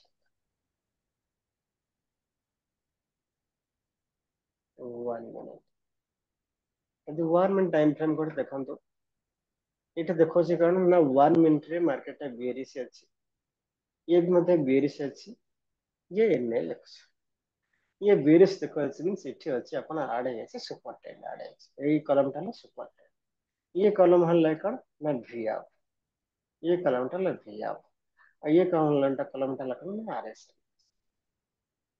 तो 1 मिनिट रे मार्केट अपन देखो अछि बेरिस अछि 3 मिनिट रे बेरिस अछि 5 मिनिट रे बेरिस अछि 15 मिनिट सुपर ट्रेंड अपन देखो अछि 15 मिनिट 30 मिनिट 45 1 आवर 2 आवर देखो अछि बुलिश देखो अछि 4 आवर डे टाइम फ्रेम में बेरिस देखो अछि वीकली मंथली बुलिश देखो अछि ओवरलैप एनालिसिस कले मार्केट बुलिश अछि सुपर ट्रेंड अपन को बुलिश अछि वीएफ कौन कहूँ वीएफ कहूँ समस्त बेरिस अछि मीन समस्त वीएफ तले अच्छा जेहेतु वीएफ तले अच्छा ये समस्त आपन कले बेरिस केवल मंथली चार्ट रे वीएफ ऊपर अछि से बुलिश देखैला ओवरऑल मार्केट रेट कौन वीएफ बेरिस देखैला आर से देखो 1 मिनिट कौन कहूँ ना मिडिल पोजिशन रहुଛି 40 रु 60 भितर से ने लिखुଛି 3 मिनिट 5 मिनिट 15 मिनिट ये देखो आपन कौन 30 मिनिट ये देखो आरएसआई 40 तले अच्छी तेणु ये बेरिस देखो 45 to 1 hour 2 hour 4 hours daily time frame रे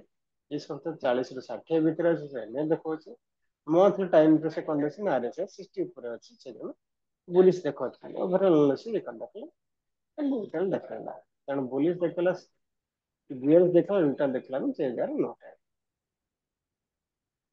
ट्रेड करिवार नहीं ये सब जिनस आनालिसिस आपको पर सब बुझेबी आपको सब जिनस बुझेबी सब जिनस आपन को बुझे किंतु ये देखो ये सब जिनस स्ट्रेटेजी अच्छी मुझे पढ़ेबी ये स्ट्रेटेजी पढ़ेबी तो आपन सहित पुणा बैच पे अच्छा नुआ बैच रहे वीकली गोटे दिन कौन हम नुआ वीकली गोटे दिन आपणकर एडवांस स्ट्रेटेजी पढ़ा हम सब पुणा पिला सहित आउ रेस्ट डे आपन कौन कल स्टार्टिंग आपन पढ़े स्टार्टिंग सब जिन पढ़े तो ये जगह आपन कौन देखले ये सब जिन देखिए आपन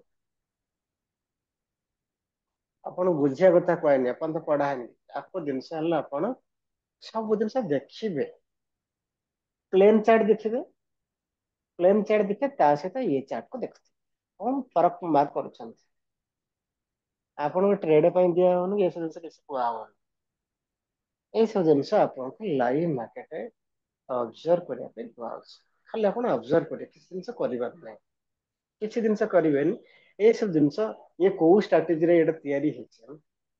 ये स्ट्राटेजी बुझेबी ये कौ स्ट्राटेजी इंडिकेटर या बुझेबी ये कौ स्ट्राटेजी लाइन कौ टाइप कौन आस ये सब जिन बुझेबी ये जो ब्रेकआउट ब्रेकडाउन ये कौ लॉजिक रे कौ स्ट्राटेजी बेस ये स्ट्राटेजी हमें क्लास रे पढ़ा सब पढ़ेगी जिते स्कानर आप देखुं मल्टीपल स्कानर देखते 16 स्कानर आज लगे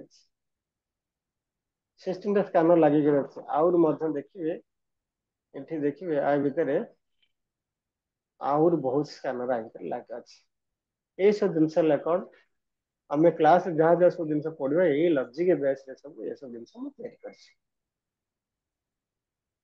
पैसा खर्च कर तैयारी अच्छी गोटे गोटे स्कैनर तैयारी करने को स्कैनर 10,000 टका खर्च होचे को स्कैनर 50,000 खर्च होचे को स्कैनर 2.5 लाख लगुच को स्कैनर 3 लाख लगुच एमती लगुच किए 10,000 होची किए 50,000 होची किए 2.5 लाख लगुच किए 3 लाख लगुच स्कैनर तैयारी करने लॉजिक नहीं डिफरेंट डिफरेंट ये नहीं पैसा खर्च हो ये सब जिन आप फ्यूचर ये सब जिन निज स्ट्राटेजी बेस आप सब स्कैनर तैयारी करेंगे कारण एवं सब आर्टिफिशियल इंटेलिजेंस आक्शन ए जुग है ना ये सब जिन आप मानुआल स्टडी करने ये तो आप कर देखदेव ना देखो आज फॉर एग्जांपल मु कहूँ आज कौन इंट्रोडक्शन क्लास अच्छे पाठ पढ़ाए तेणु किसी जिन आप अबुझा रही पेसेंट देखा शुण ये देखो आपड़ जब 5 मिनट टाइम फ्रेम देखिए मार्केट बेरिश अच्छे ना बुलिश अच्छे 15 मिनट आप देखिए ये बेरिश बुलिश गोटे गोटे आप चार्ट कला बेलू आप समय लगे आप मार्केट ट्रेंड टा बुझापी ये आप हेल्प कर ट्रेंड टा बुझापी कौन हेल्प कर ट्रेंड बुझापी ये आपको हेल्प कर गोटी गोटी जिन आप चार्ट खोलिक जिन लगे देखला ट्रेंड केमी जाने आप घंटा 2 घंटा लगे किंतु आपन तो एआई बेस रे सब जिन कर ना तो एआई बेस जेहेतु आप कर सॉफ्टवेयर आपन पाखे रहा तो सॉफ्टवेयर रही कौन है आप तो चार्ट सहित ये सब जिन देखी पारे ये सपोर्ट एंड देखो तो ये आरएसआई एडीएस ये ट्रेंड वॉल्यूम आर भैल्यू आप खोजा अपेक्षा अलग वेबसाइट जाके खोजा अपेक्षा ଆପଣ ତ ସ୍କ୍ରିନରେ ଗୋଟେ ସେକେଣ୍ଡରେ ଆପଣ ଦେଖିପାରୁଛନ୍ତି ତ ଆପଣଙ୍କୁ ଆନାଲିସିସ୍ କରିବାରେ ଇଜି ରହିବ ପାଠ ଆପଣ ଜାଣିଲେ ଷ୍ଟ୍ରାଟେଜି ଶିଖିଲେ ସବୁ ଜିନିଷ କଲେ ତାପରେ ଇଏ ସଫ୍ଟୱେୟାର ଆପଣ କଣ କଲା ହେଲ୍ପ କଲା ଯେ ଆପଣ ଜାଣିପାରିବେ ଯେ ଏବେ ଟ୍ରେଣ୍ଡଟା କଣ ଅଛି ପୋଜିସନରେ ଆପଣ ବସିକି ରହିବେ ନା ପୋଜିସନରୁ ବାହାରେ ट्रेंड जदि आप बुलिश देखा ट्रेंड टा बुलिश अच्छी मार्केट कौन एकाथ तो रकेट भाई जीवन तल उपर जदि तलू को आसूसी बाय ऑन डिप करेंगे जेहेतु आप देखिले ट्रेंड टा बुलिश अच्छी मार्केट कौन है ना प्रॉफिट बुकिंग तलू को आसला मार्केट निश्चय उपरको आउरी जीवो बाय ऑन डिप कर तलू जिला किणुंट बहुत बड़ बड़ प्रॉफिट पाइपर बहुत बड़ बड़ प्रॉफिट छोट प्रॉफिट ना बहुत बड़ बड़ आप सभा ऊपर मुंडे पशिवे मझीरे पशिवे किंतु जब आप पूरा लोअर लेवल आप बाय कर पूरा लोअर लेवल बाय कर तो मार्केट ऊपर गला बड़ प्रॉफिट पाइबे 100 पॉइंट 200 पॉइंट 300 पॉइंट प्रॉफिट आप से जगह पाइपर कि ऊपर मुंडे कले आप 10 पॉइंट 20 पॉइंट 50 पॉइंट आप बाहर पड़ो और मिडिल पॉइंट गले आप 50-60 पॉइंट बाहर करेंगे तल लेवल आप पशुंट 100 पॉइंट आप कौन करेंगे कैप्चर करेंगे ये सब जिन स्टडी कर गोटे दिन में हबन आपको परिश्रम करने पड़ो प्राक्ट करने पड़ो परिश्रम कले प्राक्ट कले तो डेफिनेटली समय आसो सक्सेसफुल आप market is the game of profit and loss profit हम लॉस हम सब हम किंतु यदि आप प्रॉपर प्राक्ट करुँच लॉस टा छोटिया हम प्रॉफिट टा बड़ हम सब प्रति मंथली अपन क्लोज है बेले पॉजिटिव क्लोज है ग्रीन रे क्लोज है कौन कहते रेडी तो ये जर्नी अपन मान रेडी तो हाँ सर। बढ़िया सर।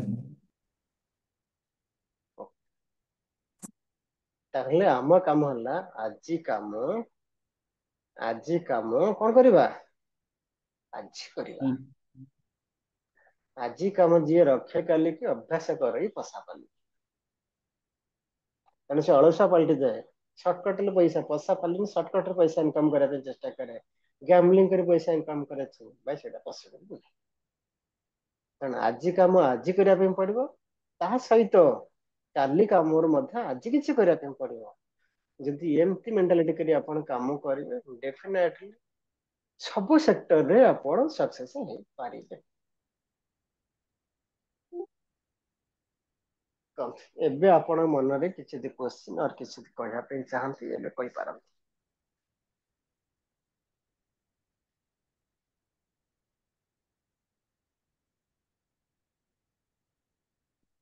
यस कुहतु किए कौन कहया ପାଇଁ ଚାହାନ୍ତି କୁହନ୍ତୁ। क्वेश्चन तो सर ଯାହା ପଢେଇଲେ କିଛି ନାହିଁ ଆମକୁ ଟିକେ ଭଲ କି ଟିକେ ଶିଖେଇବେ ଆଉ ପଢେଇବେ ଟିକେ ଯେମିତି ବୁଝିପାରିବୁ ଆମେ ଆଉ। ସବୁ ଜିନିଷ ଆମେ ପୁରା ସ୍ଲୋଲି ପଢିବା ଜମା ଫାଷ୍ଟ ପଢିବାର ନାହିଁ। ପୁରା ସ୍ଲୋଲି ପଢିବେ ଆପଣ ତ ଅଲରେଡି କ୍ଲାସ ମୋର ସେ ଗୋଟେ ଗୋଟେ ଜଏନ କରିଛନ୍ତି ଫ୍ରି କ୍ଲାସ ଜଏନ କରିଛନ୍ତି ସବୁ ଜିନିଷ ପଢୁଛନ୍ତି ପୁରା ସ୍ଲୋଲି ପଢିବା ସବୁ ଜିନିଷ ବୁଝିବା ଯେକୌଣସି କ୍ୱେଶ୍ଚିନ୍ ଆପଣଙ୍କ ଦିମାଗ ଭିତରେ ଆସିବ ଗୋଟେ କ୍ଲାସରେ 100 200 ପିଲା ନାହାନ୍ତି ଯେ ଆପଣ ପଚାରି ପାରିବେନି ମୁଁ ଆନ୍ସର ଦେଇପାରିବି ତ ଆମ କ୍ଲାସ ଷ୍ଟ୍ରେନ୍ଥ ଅଧିକା ନୁହେଁ ଲିମିଟେଡ ଷ୍ଟ୍ରେନ୍ଥ ରହିଲା ତେଣୁ ଆପଣ ଆପଣଙ୍କର କଥା କହିବାରେ କ୍ୱେଶ୍ଚିନ୍ ପଚାରିବେ କିଛି ଅସୁବିଧା ନାହିଁ ବିନା ଦ୍ୱିଧାରେ ଆପଣ ପଚାରି ପାରିବେ ଯାହା କିଛି ଡାଉଟ୍ ଆସିଲା ଯୋଉ ସମୟ ଡାଉଟ୍ ହେଲା ପଚାରି ପାରିବେ ସବୁ ଜିନିଷ ଗୋଟେ ଗୋଟେ କ୍ଲିୟର କରିବା ଆଗକୁ ଯିବା କିନ୍ତୁ ଆପଣଙ୍କୁ ପରିଶ୍ରମ କରିବା ପାଇଁ ପଡିବ ଯେତେ ପରିଶ୍ରମ କରିବେ ଆକୁ କ୍ୟାରିୟର କରିକି ପଇସା ଇନକମ୍ କରିପାରିବେ କୌଣସି ପ୍ରକାର ଆଧିରେ ଅସୁବିଧା ନାହିଁ ତେଣୁ ବିନା ପରିଶ୍ରମ ହବନି ଆପଣ ଭାବିବେ କିଏ ଏତେ ପରିଶ୍ରମ করে ସର୍ଟକଟ ପଇସା ଇନକମ୍ କରିବେ ଯୋଉଟା କି ପସିବଲ ନୁହେଁ କଣ କହୁଛନ୍ତି ସୁରେନ୍ଦ୍ର ସାର୍ ହଁ ସାର୍ କରିବୁ ତ ପରିଶ୍ରମ। ପ୍ରିୟ ବାବୁ କଣ କହୁଛନ୍ତି ଆଜ୍ଞା ସାର୍ ପରିଶ୍ରମ ନିଶ୍ଚୟ କରିବାକୁ ପଡ଼ିବ। ସରୋଜ ସାର୍ ସାର କରୁଛି ସବୁବେଳେ କାମ ଆଉ।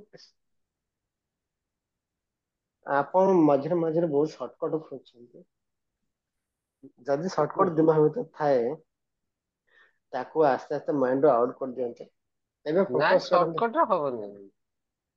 ଏବେ ଫୋକସ କରନ୍ତୁ ମାନେ ସବୁ ଜିନିଷ ମୁଁ ଜାଣିବି ଜିନିଷ ହେଲେ ଆପଣ ଜାଣିବାରେ ଜିଜ୍ଞାସା ରଖନ୍ତୁ ଯଦି ଜାଣିବାରେ ଜିଜ୍ଞାସା ଆପଣ ରଖିବେ ଆପଣଙ୍କ ପାଖରେ ସେତିକି ଭୋକ ଆସିବ ଯେମିତି ଭୋକ ହେଲେ ମୁଁ ଚାହିଁବି ଖାଇବି ବୋଲି କିନ୍ତୁ ଆପଣ ଦିମାଗ ଭିତରେ ରହିବା ଦରକାର ଭୋକ କୋଉ ପ୍ରକାର ଭୋକ ରହିବା ଦରକାର ନା ମୁଁ ବହୁତ ଜିନିଷ ଶିଖିବି ଜାଣିବି ନାଇଁ ସାର୍ ଶିଖିବାଟା ସାର୍ କିଛି ଅସୁବିଧା ନାହିଁ ଯେ ପ୍ରୋବ୍ଲେମ ଟା ସାର୍ ଏଇଆ ହଉଛି ଯେ ମୋର ଯେ ଡିଉଟି ପତ୍ର ରହୁଛି ନା ପଳେଇ ଯାଉଛି ବାହାରକୁ ପଳେଇବାର ସାର୍ କିଛି କ୍ଲାସ ଆଟେଣ୍ଡ କରିହବନି ସେ ପଛରେ ଯାହା ଭିଡିଓ ଦେଖି ଯାହା ଇଏ କରିବାକୁ ପଡିବ ସେଇଥିପାଇଁ ଅସୁବିଧା ଅଛି ସବୁବେଳେ ତ ମୁଁ ନାଇଁ ଟ୍ରେନ ନାଇଁ ମୁଁ ନେଇପାରୁନି ସବୁ। ନାଇଁ ମୁଁ କ୍ଲାସ କଥା କହୁନି କ୍ଲାସ ଆଟେଣ୍ଡ କରିବା କଥା କହୁନି ଇଏ ତ ଅଲଗା ପାର୍ଟ ଜିନିଷ ହେଲା ମନ ଭିତରେ ଗୋଟେ ଭୋକ ରହିବା ଦରକାର ସବୁବେଳେ ଜିଜ୍ଞାସା ରହିଥାଏ ମୁଁ ପଢିବି ଜାଣିବି ନୂଆ ନୂଆ ଜିନିଷ ସବୁ ପଢିବି ଶିଖିବି ଜାଣିବି ଏସବୁ ଜିନିଷ କଥା ମୁଁ କହୁଛି କ୍ଲାସ ହୁଁ। ଯେତେବେଳେ ଆପଣ ଫ୍ରି ପାଇଲେ କ୍ଲାସ ଦେଖିଲେ ଭିଡିଓ ଦେଖିଲେ କିମ୍ବା ଯଦି ଭିଡିଓ ନ ଦେଖି ପାରିଲେ ସେ ଭିଡିଓ ପରେ ଦେଖିପାରିବେ ବୁଝିଲେ ସେ ଅଲଗା କଥା କିନ୍ତୁ ଆପଣ ଯୋଉ ଜାଗାରେ ରହିଲେ ମଧ୍ୟ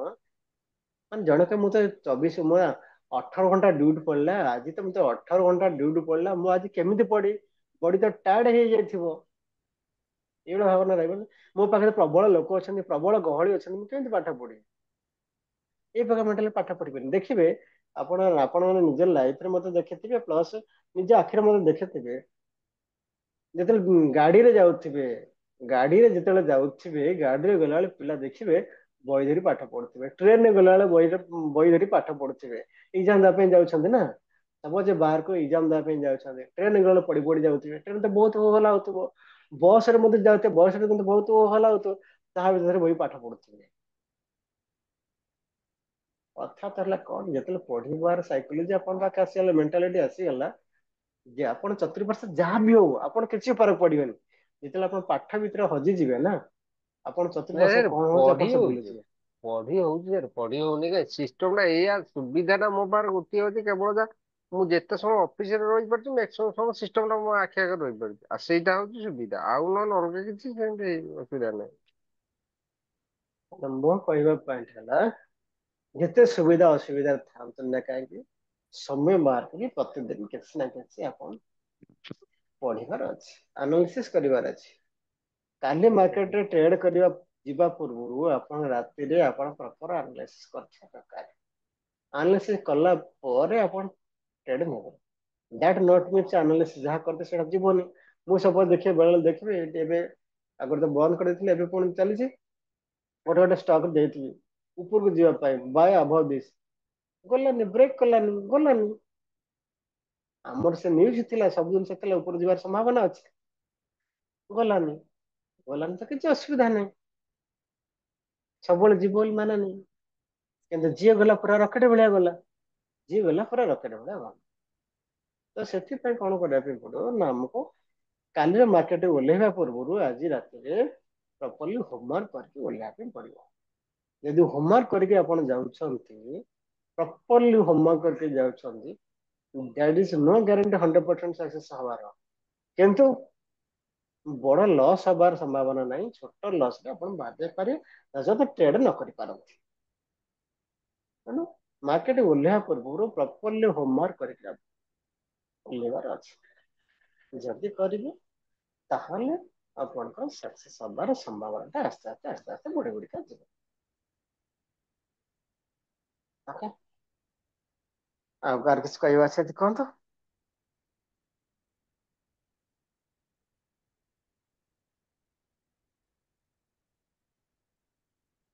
ନାଇଁ, ଓକେ, ତାହେଲେ ଆଜିର ଯୋଉ ଜିନିଷ ଆପଣ ମାନଙ୍କୁ ହୋମୱାର୍କ ଦିଆହେଲା କୁହାଗଲା, ଆଜିଠୁ କାମରେ ଲାଗି ପଡନ୍ତୁ। ବୁଝନ୍ତୁ ନ ବୁଝନ୍ତୁ ଅଲଗା କଥା, ମୁଁ ସବୁ ଜିନିଷ ଆପଣଙ୍କୁ କ୍ଲାସରେ ବୁଝେଇବି। ସବୁ ଜିନିଷ ଯାହା ବି ହୋମୱାର୍କ ଅଛି, ଯାହା ବି କରୁଛି କ୍ଲାସରେ ସବୁ ଜିନିଷ 1 by 1 ବୁଝେଇବି। ଯୋଉ ପର୍ଯ୍ୟନ୍ତ ଆପଣ ନ ବୁଝି ପାରିଛନ୍ତି ମୁଁ ସବୁ ଜିନିଷ ବୁଝେଇବି, କିନ୍ତୁ ଆପଣଙ୍କୁ ଧୈର୍ଯ୍ୟ ରଖି ସେସବୁ ଜିନିଷ କାମ କରିବାକୁ ପଡିବ। ବୁଝନ୍ତୁ ନ ବୁଝନ୍ତୁ ପଢିବେ, ପଢୁ ପଢୁ କିଛି କିଛି ଜିନିଷ ବୁଝିଯିବେ, କିଛି ଜିନିଷ ଅବୁଝା ରହିଯିବ। ଯୋଉ ଜିନିଷ ଅବୁଝା ରହିଯିବ ସେ ଜିନିଷ ଯେତେବେଳେ ମୁଁ ପଢା ହବ ସେଇ ପାଠକୁ ଆସିବ, ମୁଁ ସବୁ ଜିନିଷ ପଢେଇବି ଆପଣ। ତ ଆପଣଙ୍କୁ କଣ କରିବାର ଅଛି, ପେସେନ୍ସ ଧରି ଯୋଉ ଯୋଉ ଜିନିଷ ମୁଁ କହୁଛି କରିବା ପାଇଁ କରିଚାଲନ୍ତୁ। କଷ୍ଟ ଲାଗିବ, ଇଚ୍ଛା ହବନି, ଇଣ୍ଟରେଷ୍ଟ ଆସିବନି, ଫିର ବି କଣ କରନ୍ତୁ, ଯଦି କରିବେ ସକ୍ସେସ୍ ଡେଫିନେଟଲି ଆପଣ ହାତ ମୁଠାକୁ ଆସି କିସ୍ କରିବ।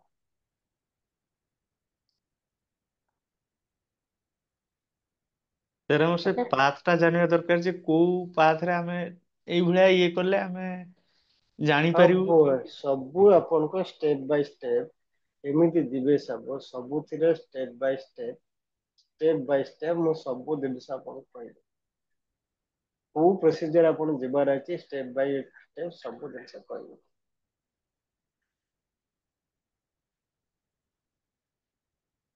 ତ ଆପଣ ସବୁ ଷ୍ଟେପ ବାଇ ଷ୍ଟେପ କୁହାଯିବ, ସେଇ ଷ୍ଟେପ ବାଇ ଷ୍ଟେପ ଯେମିତି ଆଜି କିଛି ଆପଣଙ୍କୁ ଦେଲି, ହୋମୱାର୍କ ଦେଲି, କମ୍ପାନୀ ଦେଲି, କମ୍ପାନୀ କାମ କରିବାର ଅଛି, ତାକୁ ପୁରା ପଢିବେ।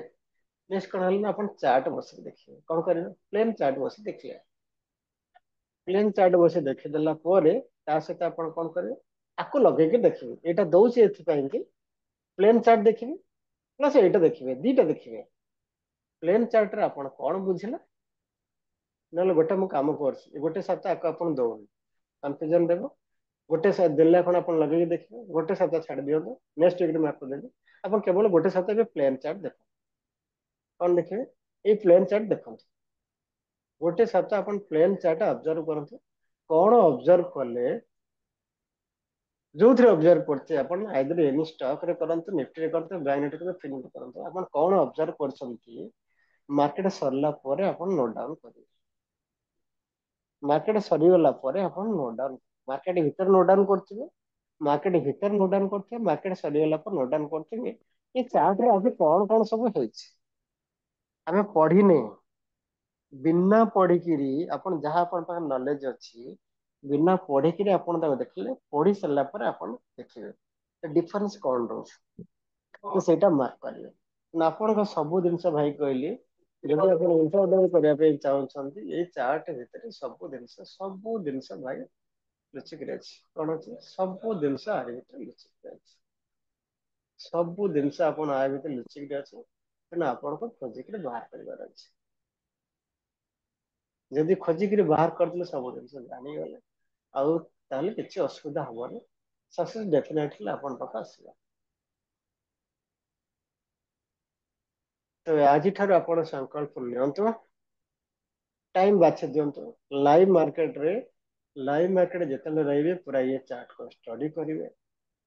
ମାର୍କେଟ ସରିଗଲା ପରେ ଚାର୍ଟ ଷ୍ଟଡି କରିବେ। ଯାହା ସବୁ ଷ୍ଟଡି କରିବେ ସବୁବେଳେ ମନେ ରଖନ୍ତୁ, ପେନ୍ ଆଣ୍ଡ ପେପର ଲେଖିବେ, ଲେଖିବାର ଅଭ୍ୟାସ ରଖିବେ। ଯେତେ ପେନ୍ ଆଣ୍ଡ ପେପର ଆପଣ ୟୁଜ କରୁଥିବେ, ପେନ୍ ଆଣ୍ଡ ପେପର ୟୁଜ କରୁଥିବେ, ତାହେଲେ ସେତେ ସକ୍ସେସ୍ ଆପଣଙ୍କ ପାଖକୁ ଆସିବ। ଯଦି ବିନା ପେନ୍ ଆଣ୍ଡ ପେପର କରିକି ଖାଲି ଦେଖିଦେଇ ପଳେଇବେ, ହବନି। ଆମେ ସିକ୍ୱେନ୍ସଲି ଆସ୍ତେ ଆସ୍ତେ ୱାନ୍ ବାଇ ୱାନ୍ ସବୁ ଜିନିଷ ଯିବା। वन बाय वन सब ଯିବାର ଅଛି। स्टेप बाय स्टेप जी तो आपको किसी बुझार असुविधा हेनी जानवर किसी असुविधा हेनी सब जिन वन बाय वन आप पढ़े तो जो जिन पढ़ेबी जो जिन कहबी करें कि आपको पढ़े जदि कर कोर्स सरला बेलू आपड़ किसी असुविधा हेनी आप गोटे पूरा एक्सपर्ट होकर बाहर ता भर सब तो जिन जानवे ता भर पर्टिकुलाली किसी जिन धरिकी कम कर पर्टिकुलर किसी जिन धरिकी कम कर सक्सेस आप देखुचे तो मो टेलीग्राम ग्रुप सहित आप आसोसिएट अच्छा यूट्यूब देख मुख्य जिन मोस्ट टाइम देखिए मुझे फोकस कर ब्रह्मास्त्र स्ट्राटेजी विषय तो ब्रह्मास्त्र स्ट्राटेजी से गोटे सक्सेसफुल स्ट्राटेजी गोटे जी कि आपको सब हेल्प कर माने जे ये आपन के एसएल हिट हेबनी एसएल हिट हे प्रॉफिट दिला बड़ बड़ प्रॉफिट दे एसएल हिट हे तो आमको कौन कर प्रॉपर्ली स्ट्राटेजी बुझीबार अच्छे प्रैक्टिस प्रैक्टिस काम करेंगे डेफिनेटली सक्सेस पाइबे तो सब ये गोटे स्ट्राटेजी एमती बहुत स्ट्राटेजी पढ़ा बहुत स्ट्राटेजी पढ़ा सब स्ट्राटेजी प्रॉपर्ली आप बुझे बुझी न पारे आप क्वेश्चन पचारे बारंबार पचारे 5 थर 10 थर 15 थर पचारे बुझे प्रैक्टिस करेंगे प्रैक्टिस कलापर जिते आप कॉन्फिडेंस आसीजे नाई मार्केट रे पैसा लगे किसी पैसा इनकम करें आप पैसा इनवेस्ट करेंगे जो पर्यटन आपंकर कॉन्फिडेंस न आसी कि गोटे स्ट्राटेजी आपको साटिस्फेक्शन लगुनि आप खुशी होना से स्ट्राटेजी काम कर से स्ट्राटेजी काम करेंगे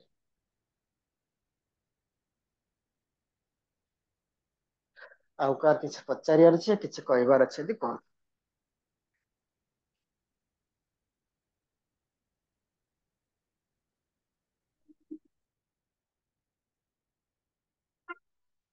नहीं नेक्स्ट कल क्लास मंथ एगेन आपंकर 7:30 बेलू आप क्लास अच्छे कल 7:30 समस्त कौन करें ना क्लास स्टार्टिंग पूर्व जॉइन करेंगे 7:25 रु 7:25 रु 7:30 एटलिस्ट 5 मिनट्स पूर्व कौन करें आप क्लास ऑनलाइन आसिए ऑनलाइन आसीगले ठीक एक्जाक्टली 7:30 आम पाठ आरंभ करदे जड़े रही भी पढ़ा 2 जन रही पढ़ा 10 जन रही पढ़ा 15 जन रही जड़े रही आम सब क्लास पढ़ा पढ़ी चलो जो मैंने क्लास मिस करें वीडियो देखिए वीडियो देखिए जहाँ न बुझी पारे नेक्स्ट क्लास रे पचार जो क्लास आप कौन कारण वश मिस करें तापर दिन मैं वीडियो अपलोड कर दूसरी मैक्सिमम बेले कौन डेरी हुए कौन यूट्यूब अपलोड करने लेट लगे जूम रु वीडियो डाउनलोड हुए तापर यूट्यूब अपलोड हुए टाइम लगे जिते जल्दी है लगे 10टा सरी जाए रात 12टा पाखे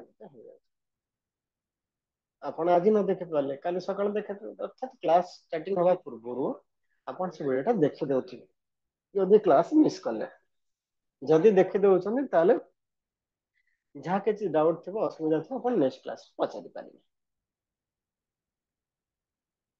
ओके तो आज गुड नाइट टू ऑल जय जगन्नाथ नमस्कार। Good night. Good night good night good night.